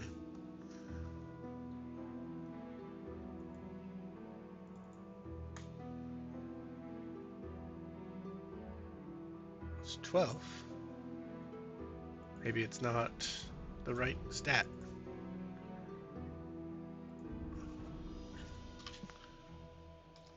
It must be 12. Alright. So here we are. Yeah, so I have to do a successful attack. So I guess that's just going to be I'll attack with my sword. Or I guess unarmed would make the most sense, because trying to hit it with a star. I'm using an inspiration. Oh. Let's add advantage.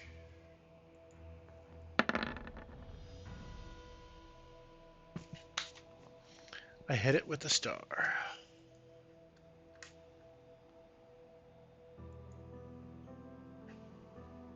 In the ebb and flow of battle, Selene tries to slash at you with her claws, and you try to connect with the magic item in your hand.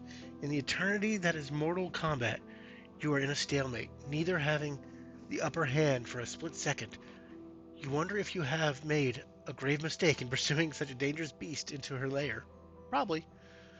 But then, through the flurry of claws and teeth, you leap forward and manage to make contact with the silver star. Magic thuds out of the silver brooch into Selene, locking both of you in a place. As you feel the magic of the brooch pouring out, Mayor Anatharam and Roy lead a group of armed townspeople into the chamber. All of them stand rapt as you press the Silver Star hard into the werewolf.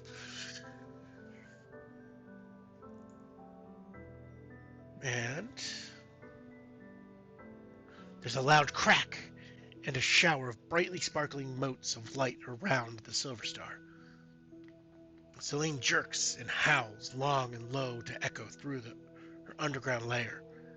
As the lights continue to dance and spin down to earth, Selene's transformation proceeds in reverse.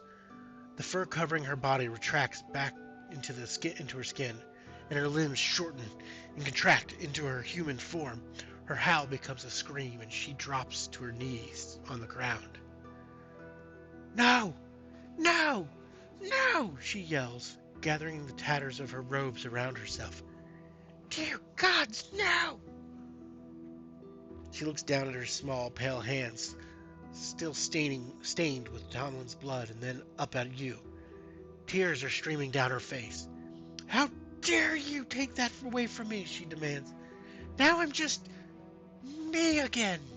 Oh, that's dark. She collapses to the ground, sobbing bitterly into her red-stained hands. Roy and Mayor Nanathram step back to a respectful distance as militia members flank her and gently carry off the broken cleric. As the militia members lead Selene away, you see how dark the rings under her eyes have gotten, how she staggers with exhaustion, and how she clings her shredded vestments around her. The disgraced cleric is a broken woman, and it's impossible to tell when she gave up her humanity to the beast she had become. As she is escorted from the chamber, Selene fires you a look over her shoulder.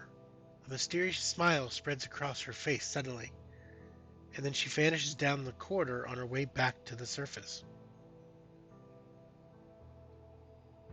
What? What? What smile? Nice work, adventurer, Roy says with his customary joviality. It was touch and go for a bit there, but you pulled it off. Indeed, the mayor says with an emphatic nod.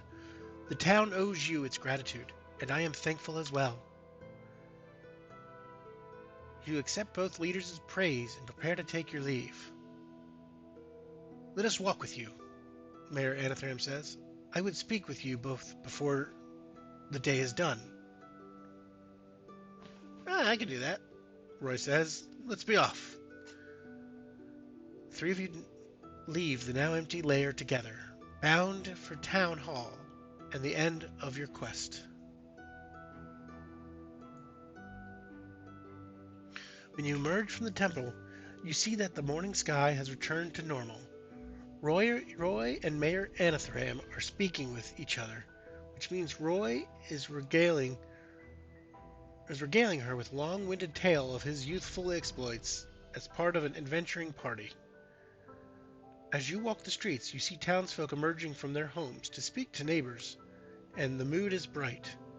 News of Selene capture traveled quickly, and the relief is palpable. Taking much longer at a normal pace, you return to the town hall. A group of locals is out in the square with scrub brushes and soapy water taking the blood off the cobblestones. The mayor's aide is waiting by the entrance of the town hall, smiling as you approach victoriously. This way, please, he says to you, then addresses the mayor. I've prepared everything in your office, ma'am. Buttercup is waiting in the office as well, safe from harm's way in the temple. Seeing your trio, he bounds up to you all and rushes past the mayor to lick Roy and prance around the dwarf in excitement. Hey, Roy says as he wipes at his face. All's well, lad. The mayor takes her seat behind the desk as Roy shoos Buttercup back to his dog bed. Go on. She steeples her fingers as Roy finds a nearby armchair to settle into. The results of your investigation will affect your rewards, adventurer, she says. Solane is facing the consequences of her actions. So must you. Uh, I accuse Solane. Solane had us all fooled, Roy says. She was well liked, loved even. Such a sad turn of events. But now, the people of Langston can rest a little easier, Mayor Anathrem says. You have their gratitude, and mine. She hands you a large coin pouch, and it's considerably heavier than you'd expected. Add 350 gold piece to your inventory. Okay. Go back to this view.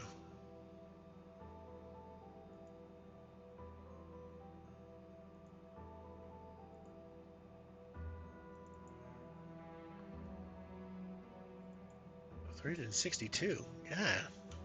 I could buy everything in the shop. Don't want to. Uh, if you're using milestones, gain 1 level. If you're using experience, gain 600 XP. You also keep any other items and treasure you have collected. Sadly, I used my filter of remembrance. That's shattered. Failed. Uh, the love letter I got rid of. And the ribbon. I'm probably done with this accusation against Selene. Alright. You've earned every copper of that adventure, Roy says.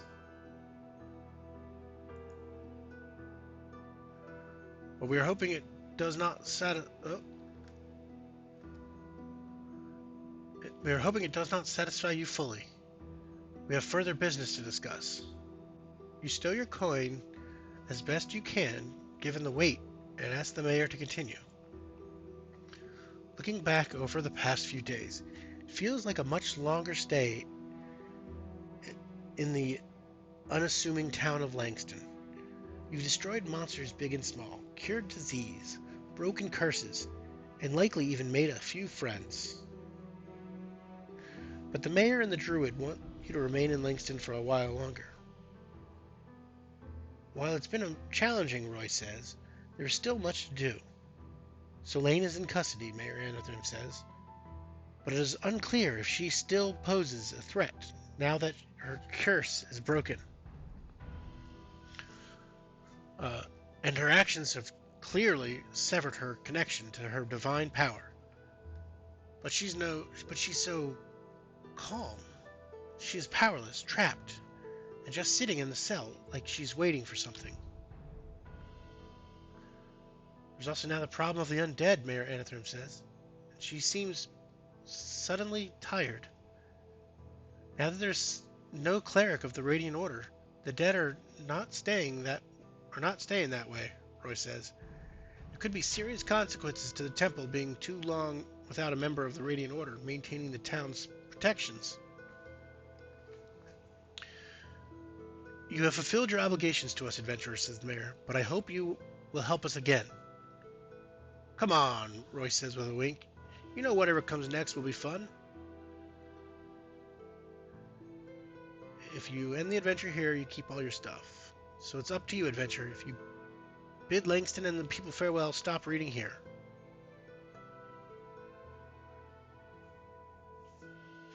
I will level up. Just give me a second. Let's get into story first.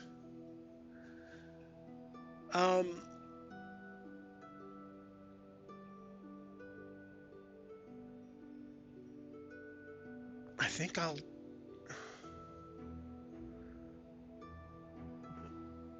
So it's up to you, adventurer. If you bid Langston and people farewell, stop reading.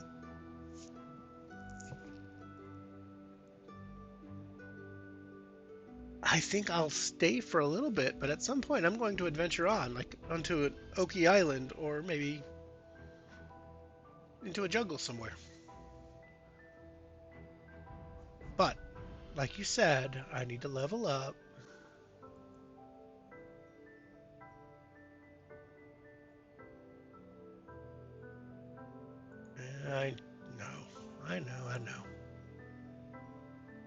Just take the average health. Next. What feats? Flurry of blows. Yes! Get some key. Or Kai. Or Kai. I don't know.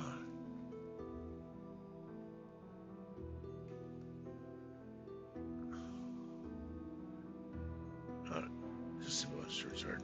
Whenever you finish a short or long rest, you can touch one weapon. Focus on your key on it. Alright.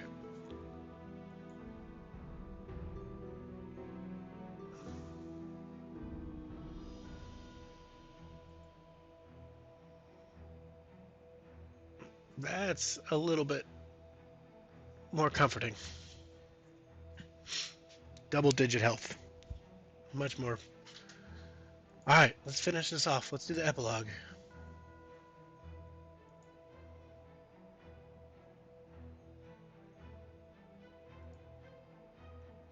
Dawn breaks, bleak and gray over the still homes of Langston. We were just returning from leading an uneventful night on patrol, but not all of them have been so quiet. The town has taken measures to quarantine the cemetery. Townsfolk are walking the rows of headstones with clubs to destroy any dead as they claw their way out of graves.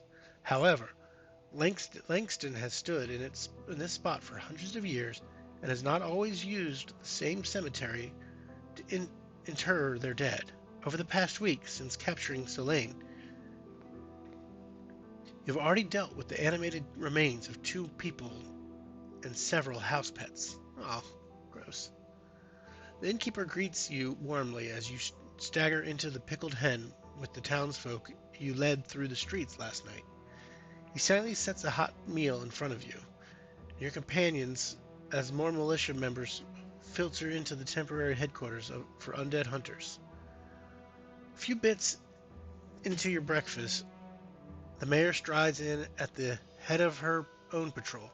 If you look closely, you can barely see the tired lines around her mouth and eyes. Her rigid bearing seems unaffected by the late nights. She directs her team to get something to eat and then join us. You ask her if there's been any word from the messenger.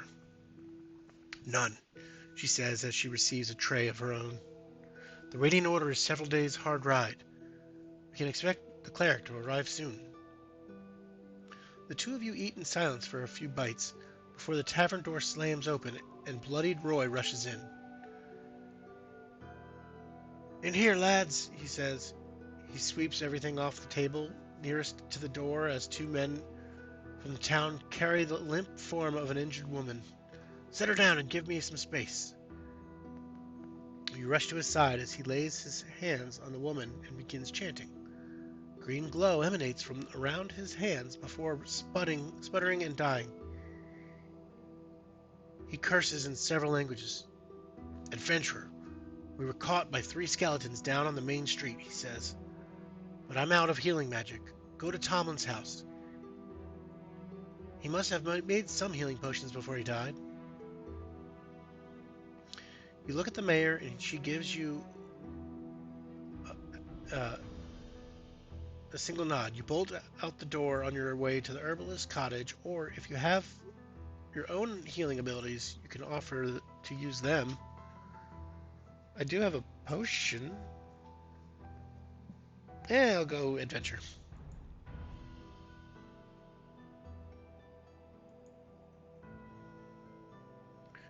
You're left grasping for breath when you arrive at Tomlin's cottage. I need to do more cardio.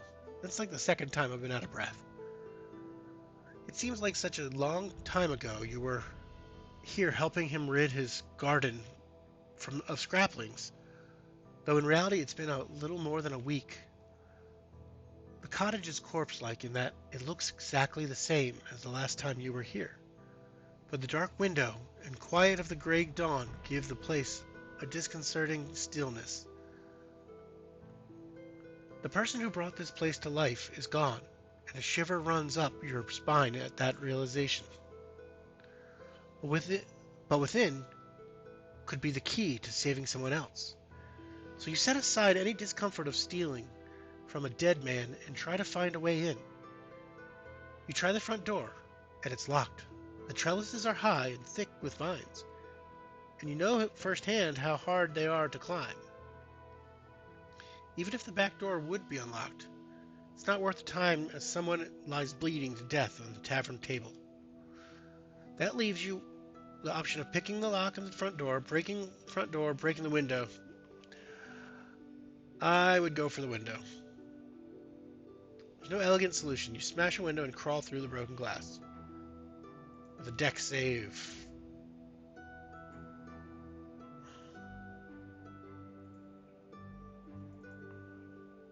Normal save. 15. Yeah, I survive. Do not take any damage. I'm in Tomlin's cottage. The interior of Tomlin's house looks like the last time you saw it, only frozen in time. No cauldron bubbles, and no remedies are being distilled. With only the weak light from outside, the cottage is gloomy, despite the brightly colored ingredients drying, and mustiness is already moving in under the smell of herbs and flowers. Though you feel a twinge of sadness for Tomlin's passing, you quickly collect yourself and start rifling through his belongings, looking for an unsold healing potions. Investigation, which I'm terrible at.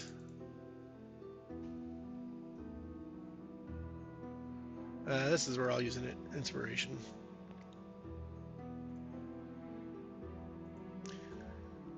Investigation, 12 or more.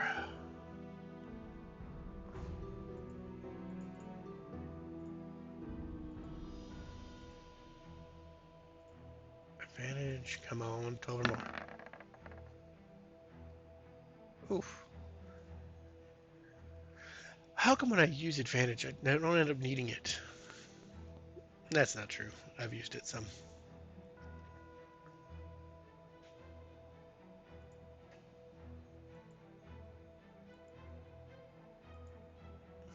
Okay. Like the care he took with his garden, Tomlin was meticulous about organizing his ingredients and remedies. Everything is clearly labeled and in its place.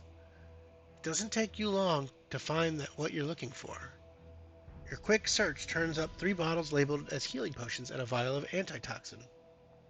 Sweet. So I now have 4 healing potions and 1 antitoxin. What? 1 antitoxin. Toxin. There we go.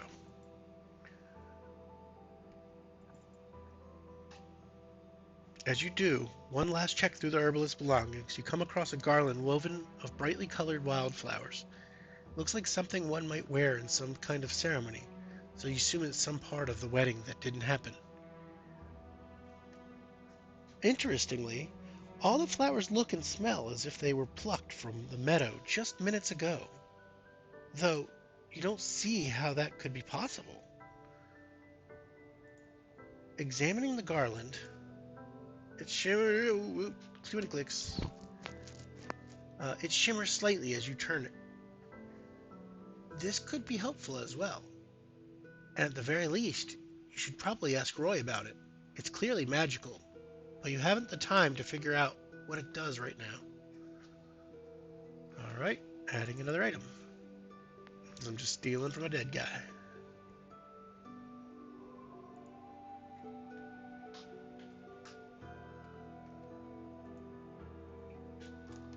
Tomlin's.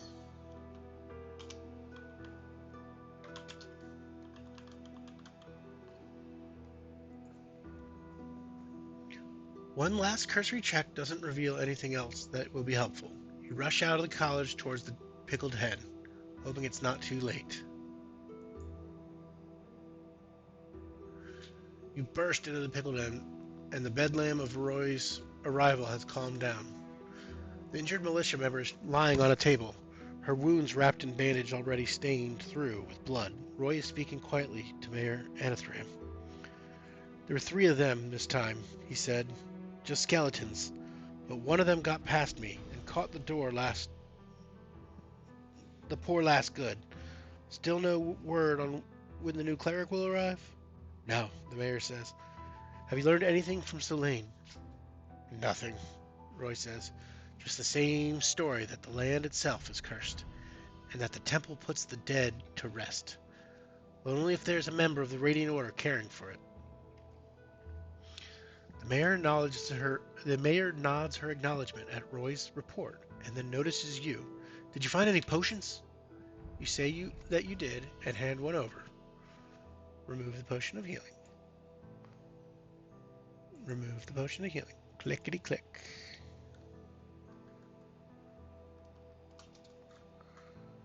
Alrighty. Roy takes it and administers it to the wounded woman on the table. Stiff with pain despite being unconscious, she visibly relaxes as the druid pours the healing elixir into her mouth. That should do her, he says. She'll at least be stable until I can recover my healing spells. How was your patrol, adventurer? You report to Roy and Mayor Anathram that your night's patrol was uneventful, but you also show Roy the garland you found at Tomlin's house. He says as he examines it. This is a wedding garland. Not unusual in itself. Most made of flowers that symbolize love, but also some poisonous blooms in the mix. And these red ones, they only bloom in the spring, so they should be dead and long gone. He turns the garland over, watching the magical shimmer. The mayor looks on dispassionately. Well, I don't see any harm in it, he says. I think we could do with a diversion, eh, adventurer? Let's bring this back to Maybelline's folks. It'll give them a little memento and something for us to do while we wait for the new priest. Without waiting for your reply, the energetic druid whisks you away to from the tavern on your way out of town. You and Roy enjoy a companionable walk out of Langston, in which you've come to terms with the events of the past couple of weeks. You briefly discuss Selene with Roy, voicing some concerns of her health and mental state. The poor lass was so sweet before, he says, and there'd be people taking advantage of that. But she was an important part of the community. Came as quite a shock to the town when Tomlin left her for Maybelline, especially so quickly. As you and Roy make your way through the country roads, the clouds continue to roll in, and a light drizzle starts to fall. You're damp and chilled by the time you reach your destination. Roy knocks gently at a farmhouse door.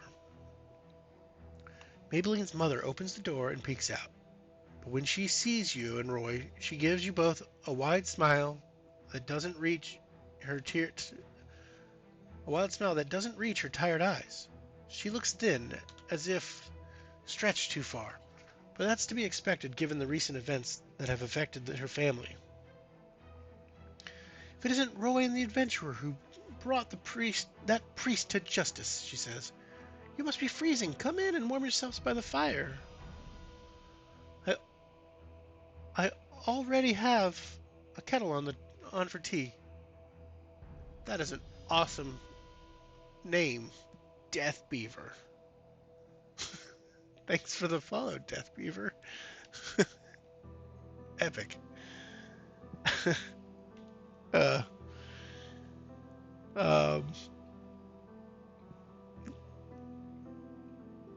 Oh, welcome, Death Beaver.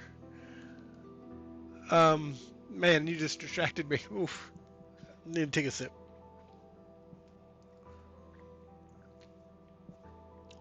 She escorts you into a communal living area with a fire crackling gently in the hearth. Maybelline's father is sitting in a rocking chair mending a harness for some beast of burden. He looks up, meets your eye, and nods. His eyes are rimmed with red and dark circles encase his eyes. As Maybelline's mother bustles off toward the kitchen, Roy leans close to you and says under his breath, "Something is off here. I know these lads better than anyone, and something is wrong with the farm." You nod just as Maybelline's mother comes in from the kitchen with a teapot and 4 cups. While she busies herself with the tea, you pull out the garland you found at Tomlin's house and present it to Maybelline's parents. Their faces darken when they see it. "The adventurer found this in the home of your future son-in-law," Roy says, "so I thought you might want it for closure." "That looks so familiar," Maybelline's mother says, squinting at the garland. "I think Maybelline made that herself. But weren't there 2? "There were definitely 2, the father says. "I remember Maybelline making them. She was humming and singing these funny little songs the whole time. Did you not find the other one?" Roy shoots you a loaded look. "This garland is unusual," he says. "Do you know where the other one is?" "I don't," the father says, and you can now see he's just ineffectually picking at the harness in his lap. "But you can take a look around if you think it will help." Maybelline's mother still hasn't poured any tea, and she's just staring at the steaming teapot. She looks up, just remembering you're there. "Oh, yes, please. Anything you think might help." Shooting Roy a concerned look, you consider where you should look for the other garland and maybe a clue to the couple's strange behavior. You could check her bedroom, the kitchen, or see if there's anything in the flowers in the garden. So which one are we going to do? Bedroom, kitchen, or garden? Y'all tell me. I don't want to make decisions. I do, but...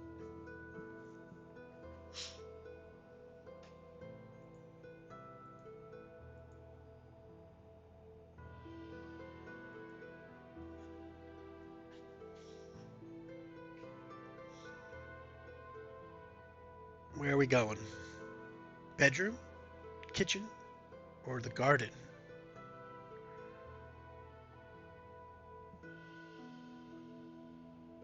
Look at the flower, Lizzie. I don't know that reference. I'm dumb. But we're going to look at the flowers. Because Death Beaver said so. You and Roy go out into the family garden, and Maybelline's parents seem to not even notice you leave.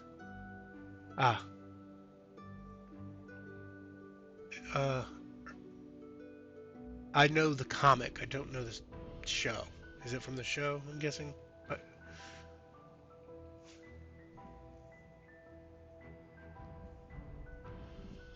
Uh, you and Roy go out into the family garden, and Maybelline's parents seem to not even notice you leave.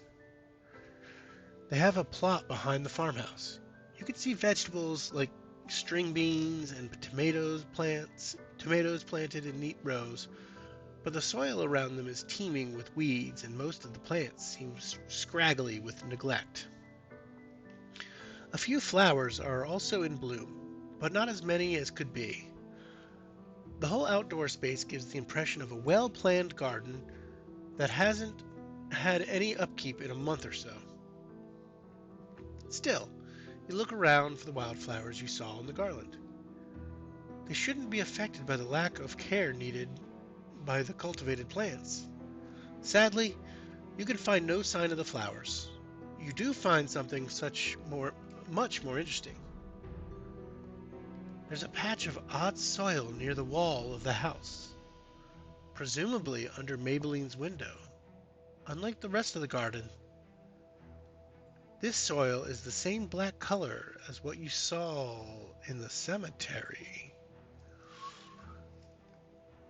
This patch is too small to be a grave, but something could certainly be buried there. As you crouch down and start digging, Roy breaks off his search and joins you. He waits beside you in anxious silence as you scoop away the eerily dark earth. After a few minutes, you reveal that something was indeed buried here. You find a piece of parchment stained a dark brown by the earth and completely covered with a jagged, otherworldly script. There is a braided lock of hair strung through the strange message. That looks like abyssal to me. Can you read it? I certainly can't. I cannot. If you can speak or read abyssal either through the language of the person or some spell. I cannot. Oh my goodness. There we go. Carol was long gone by then in those.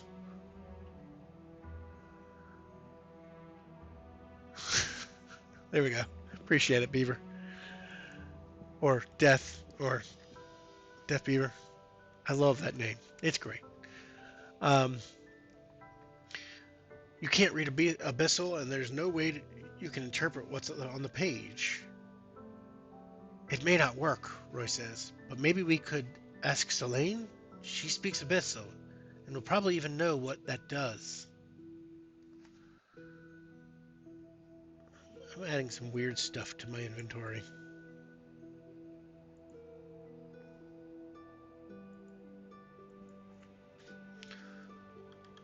You tuck away the little braid and the scrap of paper to bring to Selene later. If you haven't done so already, you can still check out Maybelline's room or explore the kitchen for anything you miss. I'm gonna check the room. I think I found the clue that I need here. You go to the room, and her father just points. You and Roy look around carefully but thoroughly. You find a twin to the garland you found in Tomlin's cottage tucked under Maybelline's pillow. Aw. It was the same shimmer you saw with the first one. You hand Roy Tomlin's garland while picking up Maybelline's. You feel that the ring of wildflowers tugs slightly towards its counterpart, as if the two were trying to touch. It's hard to explain where it might be coming from, but there's a sense of longing coming from the braided wildflowers in your hand. You feel that too, eh? Roy says. This is looking more and more like some kind of enchantment, but nothing like any spell I've seen before. The pull continues, an insistent force pulling the wedding garlands towards each other. Come here, Venturer. I want to try something. Roy reaches out Tomlin's wedding garland to touch Maybelline's. Just don't fall in love with me, eh? Hey, what if I want to? You let the two strings of woven flowers touch each other, and the tugging sensation abruptly stops. The shimmer becomes a flash, and when your vision clears, both of you and the druid are holding blackened chains of rotting flowers. What?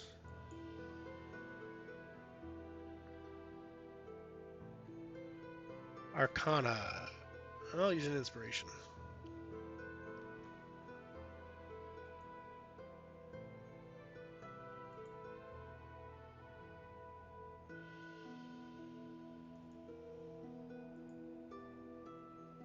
So I gotta get a 15. Come on, 15. Come on. Yes! 15 or more. You identify the magic as some ancient love spell, though you have no idea how it might have come to be here in Maybelline's home. Oh. It seems as though the two garlands connect to people, but it's odd that bringing them together would cause the spell to break. That seems like a condition for a pact with a dark force, with a cruel sense of humor. This is mostly conjecture, however, as you are unfamiliar with the actual spell used to create this effect. When you explain all this to Roy, he sucks at his teeth for a moment. Well, Sloane may know something. She spent a lot of time studying these dark arts. Wouldn't hurt to ask her, would it? All right. Inventory.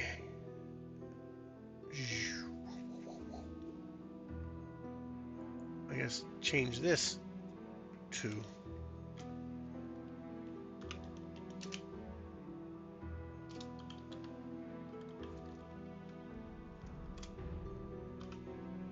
man. Fantasy world just needs therapy. I mean, so much would be resolved with a little. Um, we'll check the kitchen.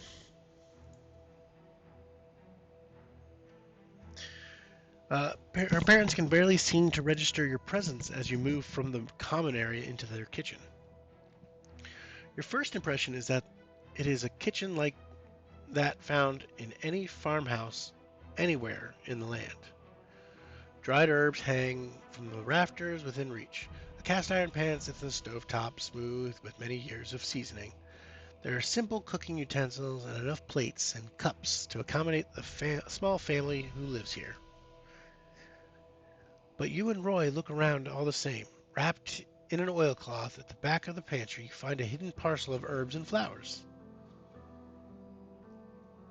All the plants are oddly proportioned. Most are covered in thorns that seem just a little too sharp, and leaves and flowers alike are rimmed with unnatural shades of purple and green. One of the blossoms is a deep midnight black, and another has a splash of color, almost like a blood stain. Ooh, nature? I'm great at nature. With my -1. I'm going to save my...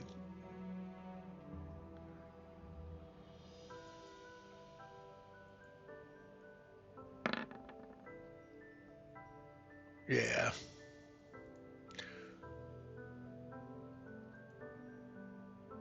You don't recognize the herbs, but Roy does, and he seems to be avoiding touching them.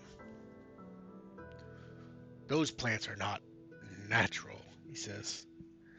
They only grow in unhallowed soil. And while I'm not entirely sure, burning them can also open up communications with demons, devils, and the like. You ask if it's the right mix to do so, and Roy just shrugs. No idea. But Solane might. She's an expert in these things, even without the library of hers.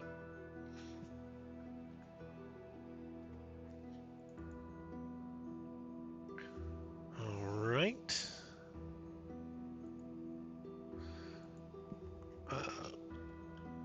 Unhallowed herbs.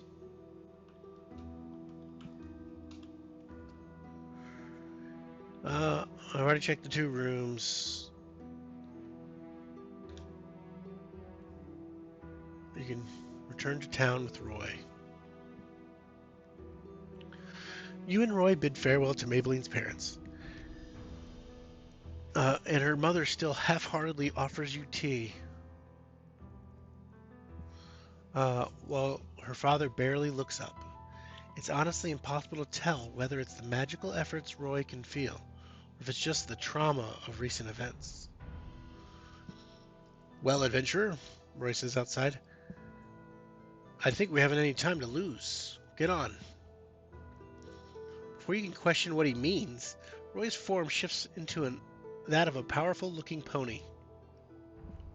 I'm a little uncomfortable here. He tosses his red mane and prances alongside you, letting you climb on. Once you've gotten a grip on his neck, he takes off toward town at a gallop. He sprints into town and clatters down through the cobblestone streets to the jailhouse, near the town hall. You climb off of Roy, and he reverts to his dwarven form. Both of you enter the jail together. Inside, it is gloomy, with little natural light coming in through the open door. Most of the light comes from the several oil lamps burning around the single jail cell.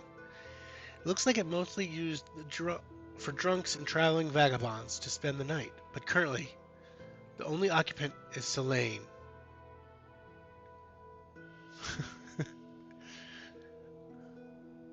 Yeah, I guess that's true. He's just like, let's do it. I'm gonna be a pony. Hop on, and nothing else. Just that was it. Uh, she looks strange without her vestments, instead being dressed in a plain gray dress likely donated by a kind woman in town. She's sitting calmly on the edge of a cot in her cell, hands over her knees, and her and eyes on the wall. Still, her eyes dart to you and Roy as you enter. Roy, my dear friend, she says calmly. There's a chill in her voice. Thank you for visiting again. To what do I owe the pleasure? Selene, darling, Roy says as he nervously wrings his hands. It pains me to ask, but I was wondering if I could please ask for your advice. Selene looks between you and the druid. Adventurer, you may have beaten me, but I am not broken. I will help only because you're asking, Roy.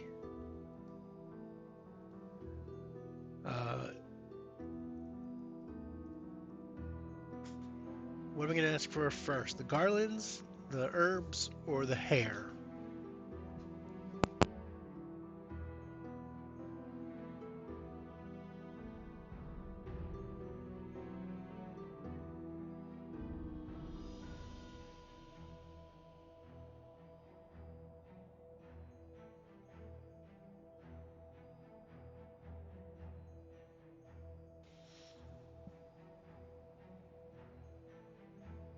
Any one of them. Garland, herbs, or hair? Being that waving a bundle of hair at some random person meant is the weirdest behavior. Do that. I love it. We're doing it. So, just so you know, my character is a drunken master style monk. Um, so it is very on brand of just taking the hair. Going, what is this? You, you pull out the braided lock of hair and scrap of paper and hold it out to Selene. She recoils, her hand reaching for a holy symbol that is no longer there. So she just, that's Tomlin's hair, she hisses. Where did you get that? When you tell her it was buried in Maybelline's garden, she acts with shock and anger. It's pact magic, she snarls, an enchantment written in the language of demons. So there is price to be paid. Are her parents all right? They're acting a bit strange. There was something wrong with the place, Roy says with a shiver, as if the soil itself were crying out in pain.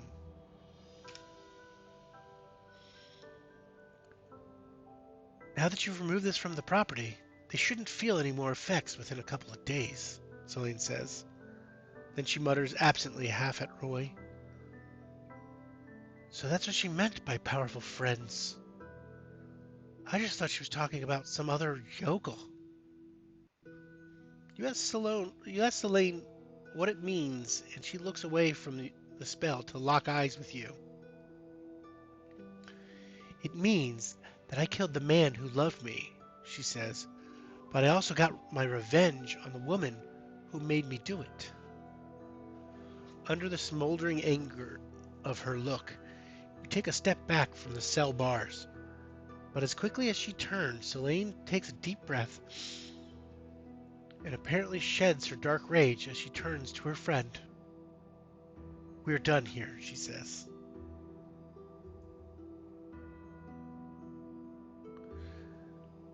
Oh. You thank Selene for speaking with you and bid her goodbye.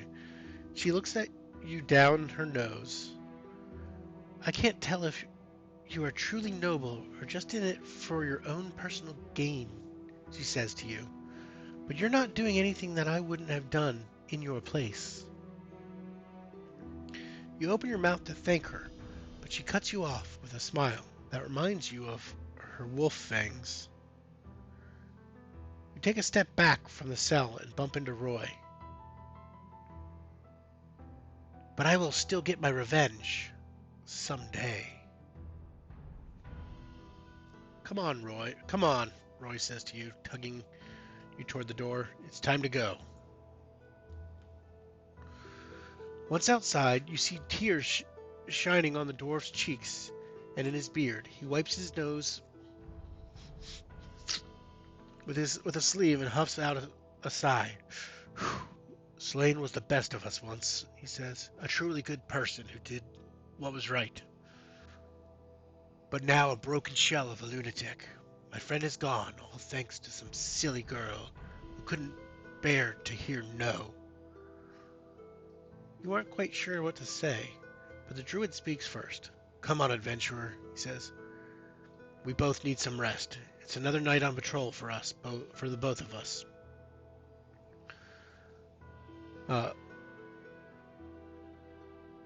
Roy walks you back to the Pickled Hen, but instead of leaving for the grove, you see him shift into his reddish wolf form before curling up on the floor next to the fire. He's already begun to snore by the time you start climbing the stairs to your room.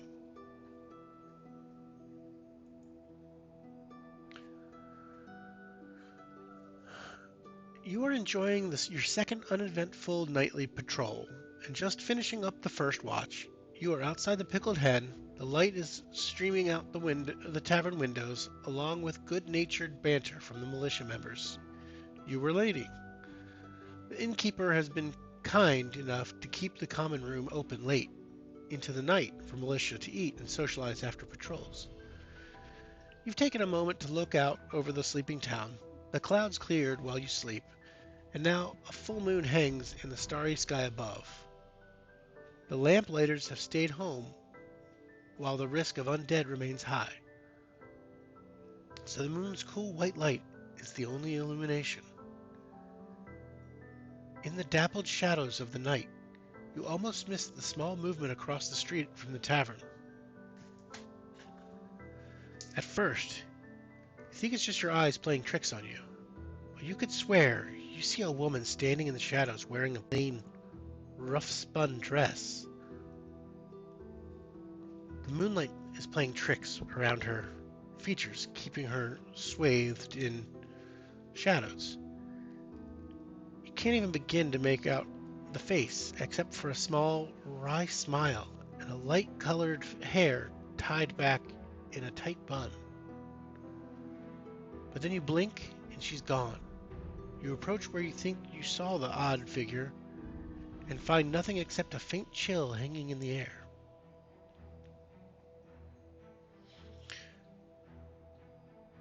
You remember that there are still undead wandering the streets, and it would not be good to be caught alone. You return to the inn for a hot meal, a cool drink, and a good night's rest.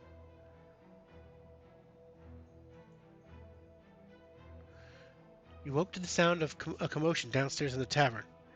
It doesn't sound like another injured patrol, but there's a general din of voices in the common room. You ready yourself to go down and see what the fuss is all about. You come downstairs to a heated conversation between Mayor Anathrem, Roy, and a tired-looking militia member. There is a problem, the mayor says. Well, the problem is gone, Roy says, and that's the problem.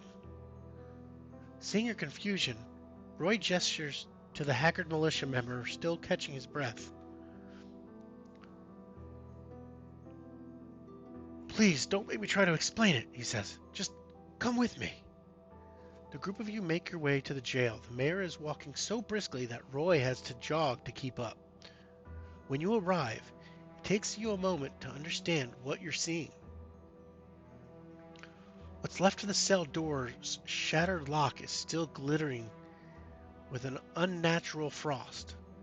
A biting chill hangs in the air, and you can see your breath. The cell itself is empty, and you would guess it has been since some time last night, late last night. Adventurer, the mayor says, what is this? It's an empty cell? She points to the floor where the frost forms a distinct pattern despite its jagged edges. A crescent moon. A new voice saves you from having to answer the mayor. So what happened in this town of yours? Asks the newcomer. You, Roy, and the mayor turn to the door where the cleric in dusty white robes is peering into the jail cell. Roy walks up to the cleric, a young man with stooped shoulders and light brown hair, and claps the holy man on the back. It's a long story, lad, but we'll have plenty of time as we get you settled into the temple. Let me show you the way. It seems your services are no longer required, Mayor Anathrem says to you as Roy leads the cleric out. Thank you. Where will you go next? You look at the thick frost on the cell doors and floor and think back to your moonlit encounter the night before. Tell the mayor that you are not sure yet. But whatever adventure comes next, you will not be alone. The end. Whew. Oh man, that was epic. Um, Beaver, have you played through Wolves?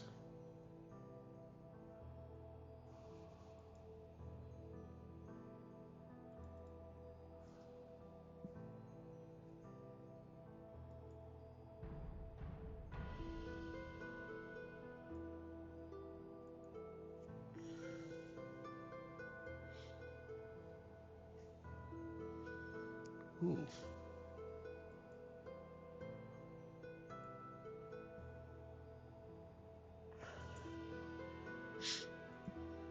All right. So that's the end of the Wolves. That I did not expect that ending. That was actually pretty good. Um, get this set.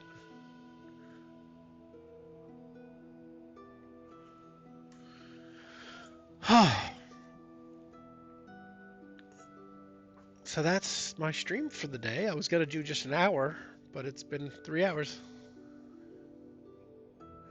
Oh, did you? Nice. Um,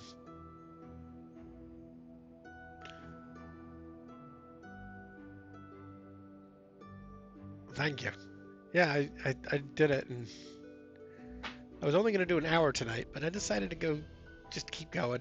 It was so much fun, and then I can't just do just the epilogue. That doesn't make sense. So I had to keep going. Um,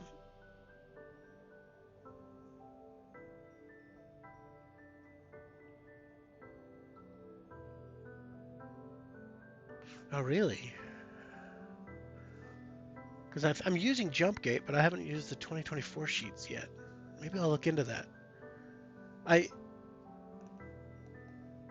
I don't think is Xanathar's available in the 2024 because the Drunken Master monk, is in Xanathar's.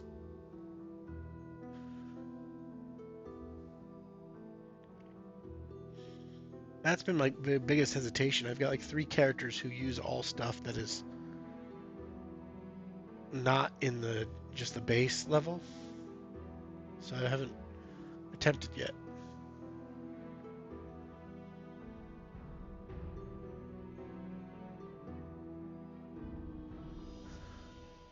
Probably stop the music.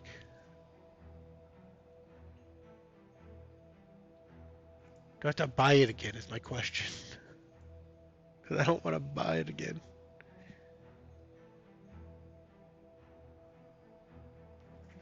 Uh, let's see here. I think I can create a new character.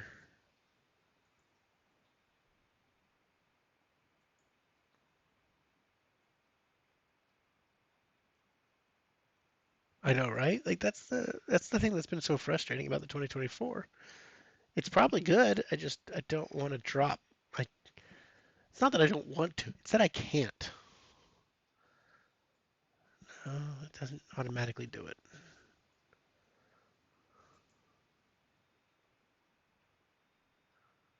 Uh,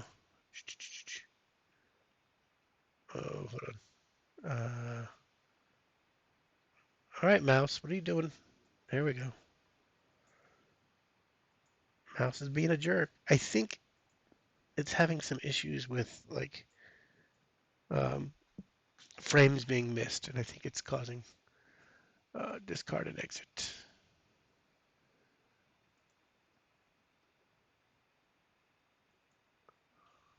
Out.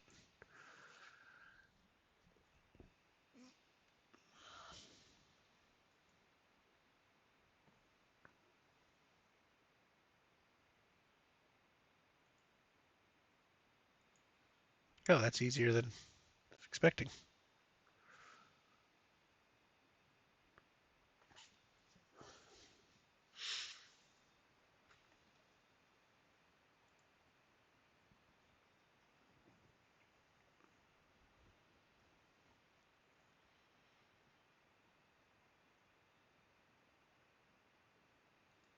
All right. Eokek Agal is not going to be a character. Here we go. Let's see. Shrewaggle Arahu. Um, whoa. Let's build a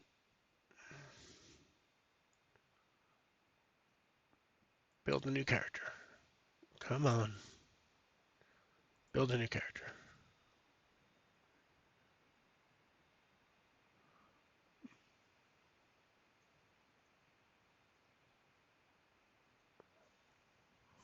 So I don't even have to use the 2024 book.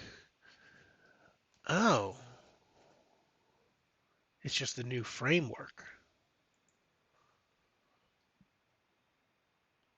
Interesting. Very interesting.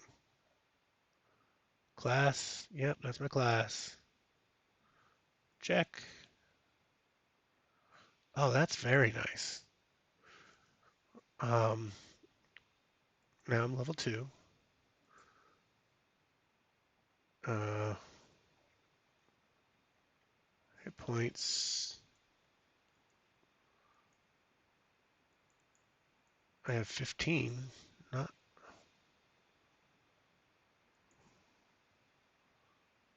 taking the 5.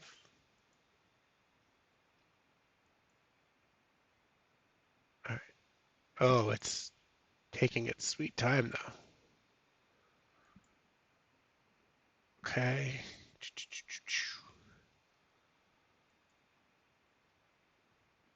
Species. What am I? I am a tabaxi.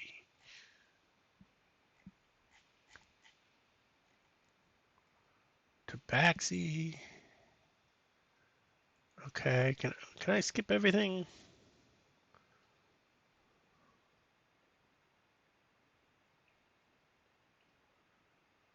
Yeah. I want to just do it quick because I'm running on uh Entertainer. Oh no, not Hermit. Slow down. I am not entertained. Entertainer. Costume clothes. No, okay. Just just get me through everything. We're just gonna rush through it.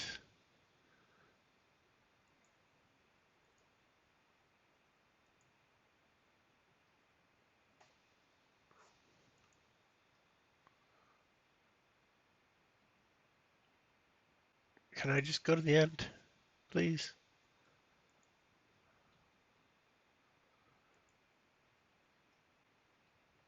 Is it going to stop me? No, it didn't stop me.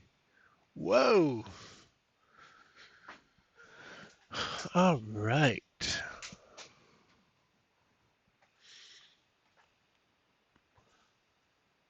It definitely gets more of a or a D&D Beyond vibe to it.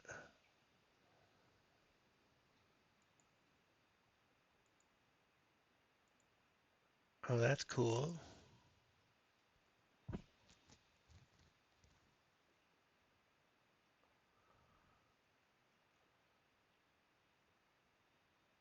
Bonus actions, actions,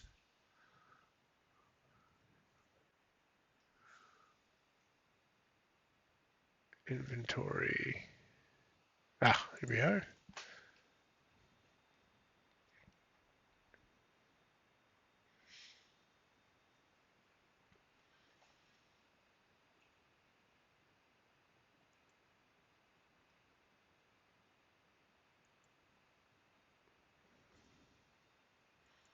So I go back to combat. There's my short sword.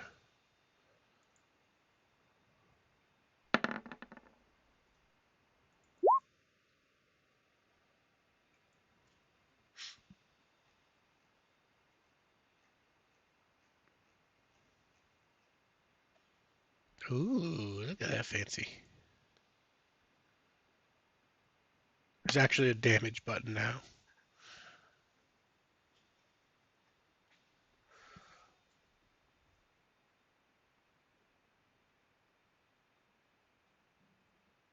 Yeah, it's definitely a lot cleaner. Um, I wonder what. Does it change regular rolls? No. I want to. I want to build a. So I have a one of my other games that actually Nevin and Webhead are in. Uh, I have a. Um, I've created some buttons for crit hits. Does extra damage on crits. And interesting. I want to get it to look like this as opposed to just being text printed on the screen. So I got to look into that more. Um, but if you're using Firefox, I'm on Chrome. Yeah. I if I try this, I'm gonna have to try it after the map we're currently on because it's 18 by 96 blocks, and it already, even without memory leaks, it's struggling.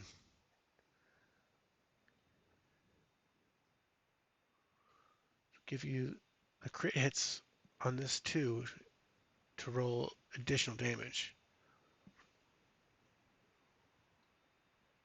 Yeah.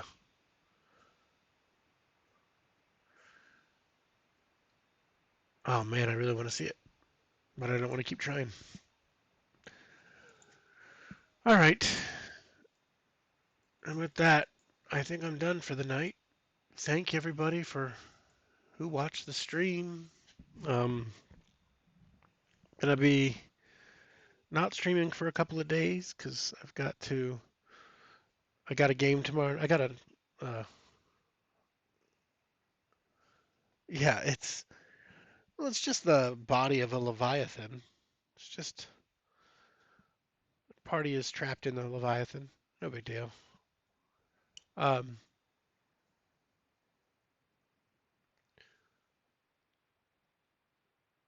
I forgot what I was gonna say.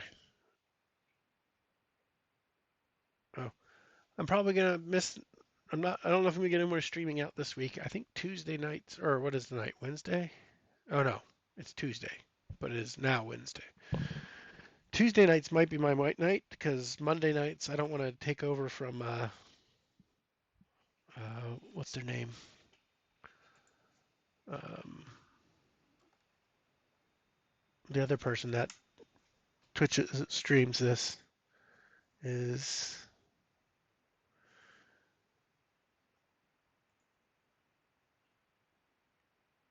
give her a shout out. Give them a shout out. Faucet leaks.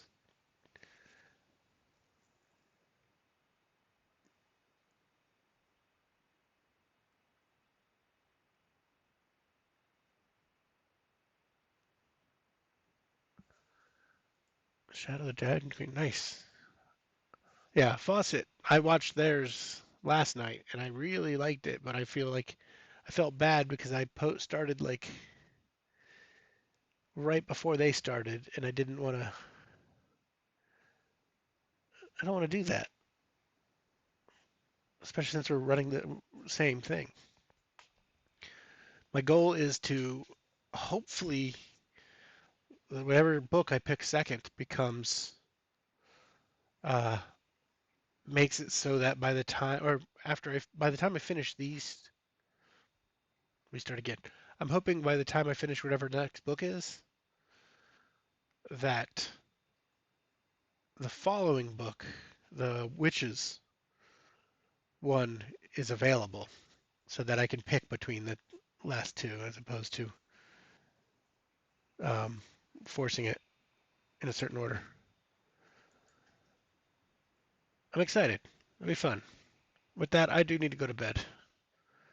Uh,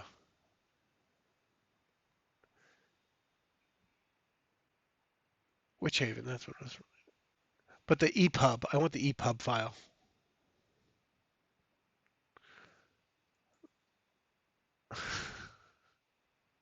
All right, thank you, Beaver. Thank you, if Nevin or uh, Webhead, if you're still in here. Take it easy. Talk to you Friday. And with that, I'm out.